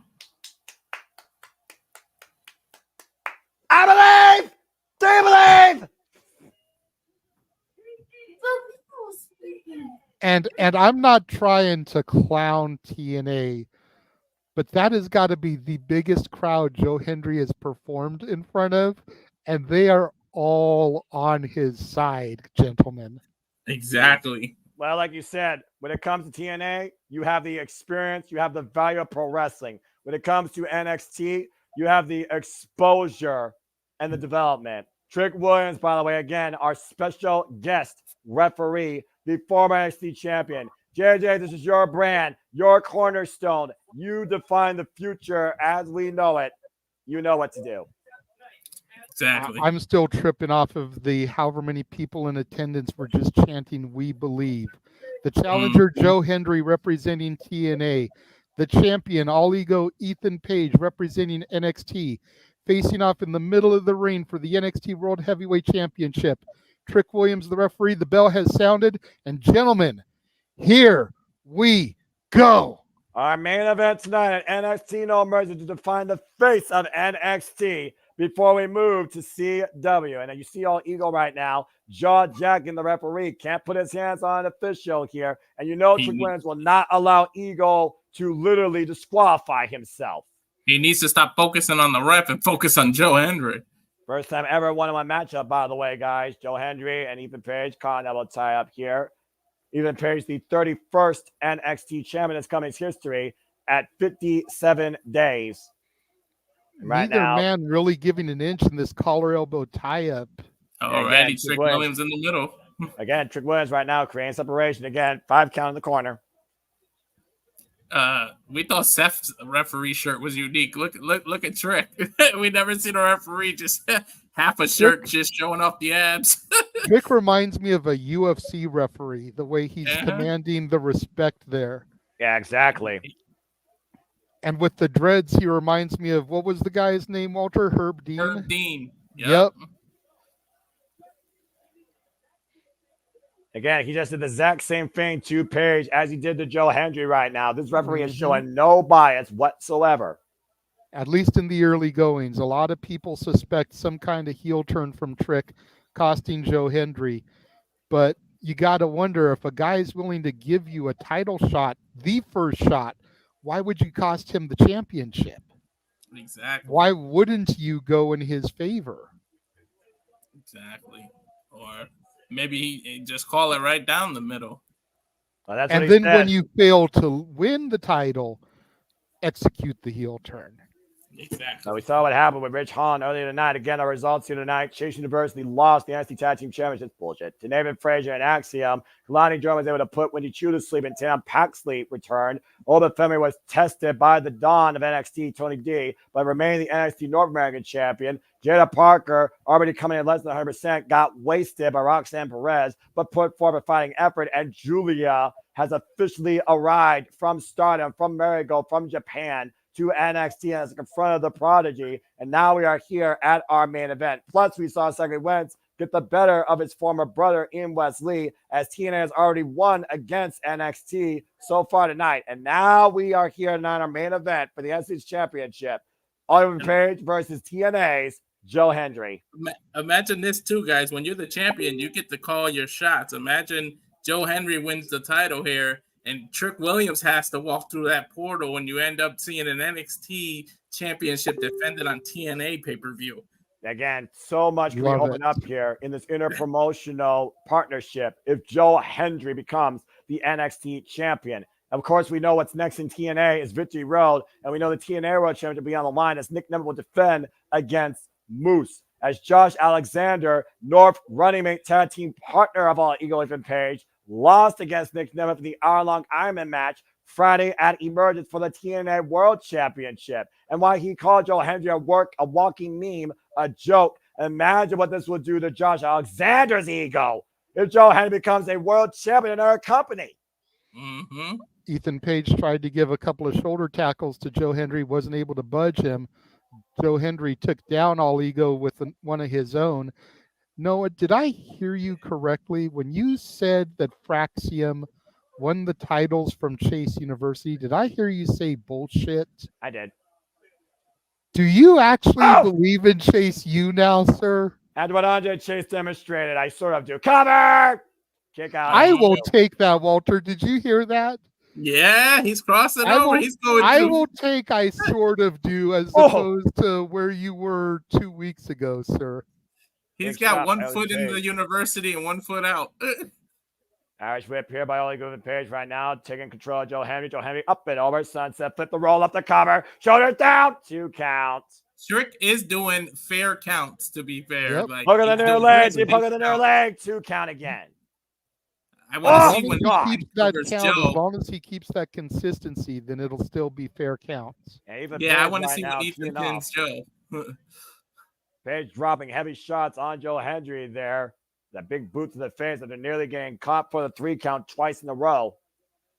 Of course, our general manager, Ava Rain, made sure that a true unbiased in her way and also more effective official that won't take Ethan's bull crap will actually be contesting or deciding this NXT Championship match. After all, Ethan Page has basically disrespected the entire NXT referee corps at this point.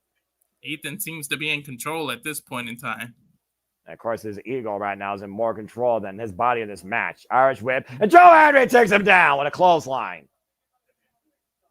Big shot by Hendry, even though pushes Hendry in the corner. And right now, Nice driving shoulder his shoulder. tackles. Our main event here at No Mercy. And again, we've already seen one title change hands here. All other championships have remained. And again, as I said earlier, biggest headline out tonight, Julia has officially arrived in NXT. And we got to wonder how long before Stephanie Vaquer makes her way to NXT or even the main roster. Not to mention, Everybody, go ahead. I was going to say, everybody has been saying she's going to report to NXT, but having competed against main roster talent during their recent tour of Mexico, you'd think they'd want to plug her in against some of those people right out the gate. Not to mention, there's another name on the docket. You may not know her, but her name is Delta, and she is down under from Australia. Very heavily recognized name on the independent scene. Former MCW Inter-Commonwealth Champion, former RCW Grand Champion, MCW Women's Champion, 2 times over, as this NXT Women's Division continues to get even more stacked and competitive. And Joe Hendry right now feeling extra motivated tonight. 252 pounds of motivation. Pure motivation. Who's that by the fireman's carry? Oh, caught with a high kick. Oh, Shoulder to the first corner. in the ring post. Ugh. And You all notice you Trick had to double back there. He almost ended up in the way of that and move Trick there. right now in position, counts the cover. There we gets go. the 1.5. Ethan covered Joe, and Trick showed the same pace. It did take a little bit of time for Trick to get into position. I think that's what Ethan's asking him about right now. But the count speed was the exact same, to your point, Walter. And again, Yeah. special guest referees have 0 to no prior referee experience. So again, just being out of position, that just comes down to, again, that inexperience of being an official versus a competitor. This is the first time Trick Williams has ever repped a match, ever. Yeah, but in my opinion, the competitors make the best referees. They know all the rules just as much because they sure the hell like to break them. And Oliver Page right now looking to take Joe Hendry for the ride. Front face lock here, looking for a possible superplex. Joe Hendry fighting back, though, grabbing the top rope. Ethan Page on the inside second. Oh, wait a minute. Hendry might be looking for a massive standing ovation. Ethan fighting back, though. Elbow strikes the side of the head. Oh, dangerous position here, gentlemen. Oh, wait a minute. What the world? Ethan Yes. hoisting up Joe Hendry on the shoulder. Oh my God! A Is tombstone he from looking the for a top. power slam? Oh, God! Okay. I Got got all of scared. it. Get to Power the cover. 2.5. There's the perfect count by Trick right there, JJ. Yep. Good grief. Huge power slam there. Avalanche power slam. British Bulldog style. Yeah. Again, Only a 2 count. Oliver Page does come in here with more actual wrestling experience than Joe Hendry. I will give him that. Part of one of the longest, not the longest reigning Impact TNA Tag Team Champions ever with Josh Alexander, the standard of TNA. They were known as the North. Give us a second, Noah. Let JJ ding, ding, ding. Here you go, Yes. JJ. My pop with a $10 super chat. Thank you very much, Dad. The best announced team, referring to the trio of us. Oh! Thank you very much, Pop. I appreciate that. And I don't Thanks, think Pop even Page Williams. appreciated that massive uppercut while Joe Hendry might be looking to hook even Page for a ride. Massive avalanche falling slam! fallaway slam. Wow. But And Ethan even- Page using that experience to roll out of the ring so Joe Hendry cannot capitalize and get the pinfall. But Joe Hendry knows he's in control right now, and he needs to bring even back inside, to your point. Again, we believe. And right now, Joe Hendry up and over! You don't see that too often from Joe. Yeah, no, Nope. a slingshot, almost a bulldog of sorts. He banned Take a look. AJ from diving, but he didn't ban himself. Yeah, well, He looked like he missed more than he connected. Look at this replay here, but got enough of it to take all ego down. Yeah, again, driving that elbow into the back of the head and neck, although Evil Ethan Page. And Ethan is once again taking control, though, driving Joe Hendry to still ring steps and might be looking for an Edge. Eagle's edge on the apron. Ooh, Oh, Jesus. shoulder first, gentlemen. He's Spine landed hard first. on his shoulder. And right now, Joe Hendry in serious trouble as All Ego will gladly take a count on Trick Williams, starting his count of 10. Ethan needs Got to a stop 3 count. arguing with him. 4, The more that Ethan argues with him, the 5. more he delays Trick Williams in doing it. 6, Mhm. Trick's up to 7. 7.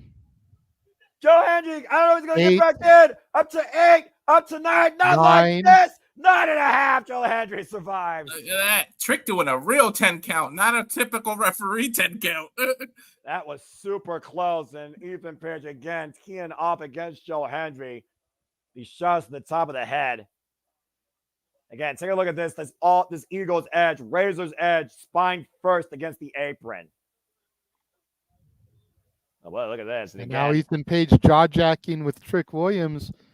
That could end up costing him because he's given Joe Hendry enough time to get his breath and his facilities back about him. Looking for another Ego's edge, but he counters. Get to the midsection. What's Joe Hendry looking for here? Hoisting up Ethan Page. You got to be kidding me. Oh, Going for an ego's edge of his own. Yeah. Henry's edge connects. Cover. Do you believe in a new champion? Kick out by Ethan. The Damn it. believer's edge.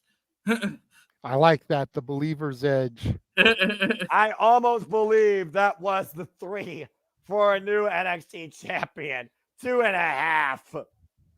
That was close as close can get without actually getting a 3, gentlemen. Again, our main event here tonight, NXT No Mercy, the last PLE for NXT before they officially move to the CW. Joe Hendry challenging All Ego Ethan Page for the NXT Championship.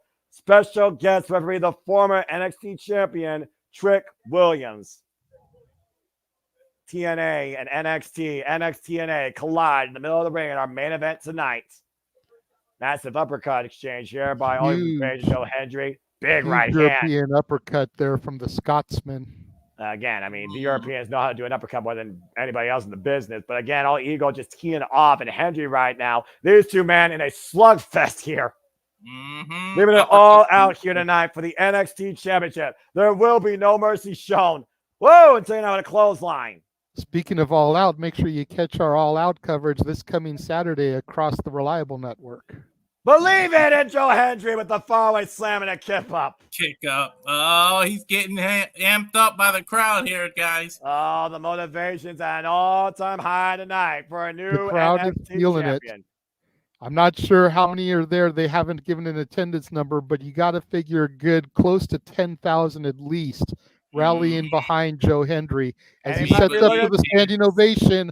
Standing ovation! Connect! Ethan's too close to the ropes. 1, Yep, 2. his foot is under the rope. Oh! Good job by Trick. Good job by Trick. Yep, To be fair, Trick shouldn't have even started the count, but at least he did notice it and called for it. Yep. You're absolutely right. He shouldn't have counted it. With the ref doing his job, fair and square. Oh, no! Here's the ref bump. Ethan Exactly Page, what I said. And Ethan Page with his own standing ovation. You gotta be kidding me. And we got another. And here comes another official. No, not like this. Kick out by Hendry. That referee was way too primed, ready to go. They should have given a little bit before he ran down there. Exactly. Hendry's still here, alive in this fight. An ego ovation, I guess. And again, Ava Rain wants no controversy here. She wants a clean winner. Schoolboy, Joe Hendry with the cover. 2 count. Oh, damn. And near fall Title's again. still in the ring, though. Oh, no. DDT on the title. That was right in front of the referee, though. Cover. Trick stops the count. That was in clear view of the referee. Trick wants to make sure he's the guy that literally counts the decision. He's the original referee. He has that right. Trick's gonna move, and Ethan's gonna knock out the other referee. Exactly. I see that coming. Page stops the official. He's got him goozled. Blow. As Trick checks on the other referee. Now Ego hoisting up Hendry. Not like there's another Ego's edge. Trick's Stop got it. cover. 1, 2. No, damn it. No. Trick did the 3 count. You got to give Trick credit. God. No heel turn. Fair. Even counted a little bit slower for the final 3 count, but it was still enough to put Joe Hendry away, whether Trick likes it or not. Now, Ethan's gonna force Trick to give him the title and raise his hand. Yeah, look at the look of Trick Williams' face, knowing that, again, guys, to your point, he absolutely has to do that. As protocol, as being the referee, he has to hoist the hand of the winner. And the winner, unfortunately, is All Ego Ethan Page, as NXT is still NX Me in the era of Ego. Damn it. If you can read lips, he definitely said, raise my hand. Again, that standing ovation. Joe Hendry had Ethan Page dead to rights, but again, poor ring position. Great call by Trick Williams. As honest as it is, Ethan Page's foot was underneath the bottom rope, and Ethan took advantage, wiping out Trick and immediately hooking him up for his own standing ovation with a coronation of boos. able to remain with another official on standby. And we nearly had a new NXT champion following this schoolboy after Ethan was arguing with another NXT referee, as he's been doing since arriving here. Then using the belt as an impromptu weapon for that DDT. And then thought we were over here, but the original referee, Trick Williams, was not going to allow the match to end like that. And I'm glad he didn't. In my opinion, it should be decided by the originally assigned referee. And Ethan couldn't accept that, was about to deck Trick Williams, as Trick has been supposed to do, checking on his fellow personnel, even took advantage of a fucking low blow, hoisted up Hendry for one last emphatic Eagles edge, and Ethan Page retains the NXT Championship, counted by Trick. Emphatic is the word. He released them after that Razor's Edge and threw him hard. Well, unfortunately, we're not going to turn the page tonight on NXT as the error of all Eagle. Well, wait a minute! Pete Dunne! Pete Dunne. He said he wasn't going to make it a Tuesday, hooking up Trick Williams, bitter end on the floor. A blindside attack. Look at Eagle smiling. And Trick's got to figure it out, and he still hasn't figured it out yet. He's got 48 hours to figure out how you beat the bruiserweight in a second ever one-on-one encounter. Pete Dunne just standing there like, what? I didn't do nothing. Ethan Page better not take his eyes off Pete Dunne. You better not get all happy that he's focused on Trick, because after he's done with Trick, guess where he goes to next? Your title, Ethan. Yep. Egos bruised, but egos remain on top, as all Ego Ethan Page is still the face of NXT, and Pete Dunne's still wondering if Trick Williams can actually figure it out. But for now, we've had figured out at the end of this show, and we will leave you with this. I still believe in Joe Hendry, but Joe Hendry is not the new NXT champion. For the NXT Wrestling, JJ Williams, and for Walter Cruz, I'm the Cemento of Foster. Fuck you, Ethan. Thanks for tuning into our coverage of NXT No Mercy. We'll see you next time when the Super Reliable Network brings you coverage of AEW All Out. Thanks for tuning in. Let's handle plugs, but damn it. I see Noah's pissed off, but let's get some immediate reaction for you guys. We'll go to give Noah a chance to calm down, and we'll go to JJ first. It was a solid match, you know. I mean, Ethan Page proved why he deserves to be champion. Joe Hendry was a solid contender. He made Ethan look good without having to weaken any of the top contenders in the NXT brand. Joe Hendry was able to get some massive exposure performing in front of, like I said, probably at least 10,000 people in that arena. Top to bottom, a great show. Honestly, with the exception of the tag team titles, I would say everybody was the correct winner, despite the fact that I did believe and want Joe Hendry to win. Mm-hmm. I think everybody that won was supposed to win was the right person. Chase U notwithstanding, because fuck, that was bullshit. And the fact that Noah even is considering going back to school, re-enrolling in classes because he thought it was bullshit. That says volumes right there. Yeah, it does. All right, Noah, if you had a chance to go down, what was your immediate reactions here? Fuck me. Anyway, good show overall by NXT. Again, everybody definitely brought a very strong effort, as several of these people are still very young in early development, especially Jada Parker and Kalani Jordan. Extremely happy to see Julia here to challenge the Prodigy. Arguably right now, my must-see women's championship match to come in WWE, as Roxanne's the only women's champion worthy of my respect and seeing right now in quality and showmanship and holding an actual championship. And overall, that was a great main event. Huge opportunity for Joe Hendry. Trick Williams, unbiased, right down the middle. Great officiating. There was no controversy. As the era of all ego continues, and we look forward to the CW arrival of NXT to see what's ahead. Overall, very fun show. Strong effort by Tony D'Angelo. And I guess that's simply it. And also far less Peacock bullshit, but Peacock still fucking sucks. Much better than Bash Berlin from my viewing experience. I'm on board with you guys. Chase U was the only bullshit here, but other than that, good night. Good night of action, good calls. So we're gonna go ahead and do some shills and get out of here. First off, for the people that aren't here but still friends of the show, you can follow Jay Hebert here. This is the simple side of things, or sorry, the Hebert side of things. Jay Hebert Studio on X and Instagram, on Facebook. James the He-Man Hebert. As always, this is Big Baller G. You can follow him on YouTube at Harley and Joker 2021, X no DQ _ Big Baller G, TikTok Big Baller G 1988, and no DQ _ Big Baller G1 1988 for the Instagram. And for me, you can follow me on X here at Walter Alex Cruz. The business Instagram is Cal Fire Farms. Of course, the At Rage of Wrestling YouTube channel. I love that new plug, by the way. Thanks, JJ, for that. But JJ, where can people find you? You can find me on Instagram, the Renegade JJ Williams, on X or Twitter, ROWJJ Williams, YouTube, Casa D18 Studios. Thank you to everybody who has been watching on the channel tonight and to the super chats that came in.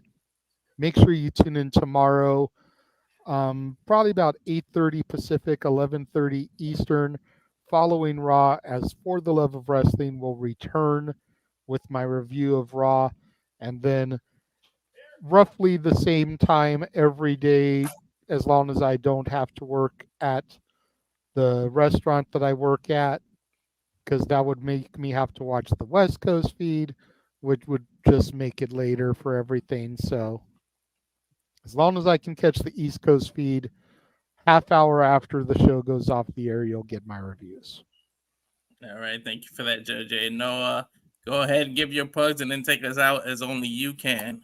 Yeah, not about me. It's about wrestling, but fine. If people wish to engage and follow me, find me at Foster 1916, primarily on the YouTube and the Twitter. It truly is as simple as that. But as we leave you once again from the Simply Reliable Network, know that we do this because we all truly are passionate forever for this business. And I call everything possible, for I am nothing more but a simple man and a lifelong fan of professional wrestling, damn it! And only wish to encourage and remind you there are no winners, no losers, no betters. Just fans of opinions with this passion we all share. At the end of the day, folks, support one another, respect each other, protect your mentality too, treasure your families, and just enjoy life and enjoy professional wrestling and believe in Joe Hendry. It is truly as simple as that. So until we see you for AEW All Out, this has been the Super Reliable Network.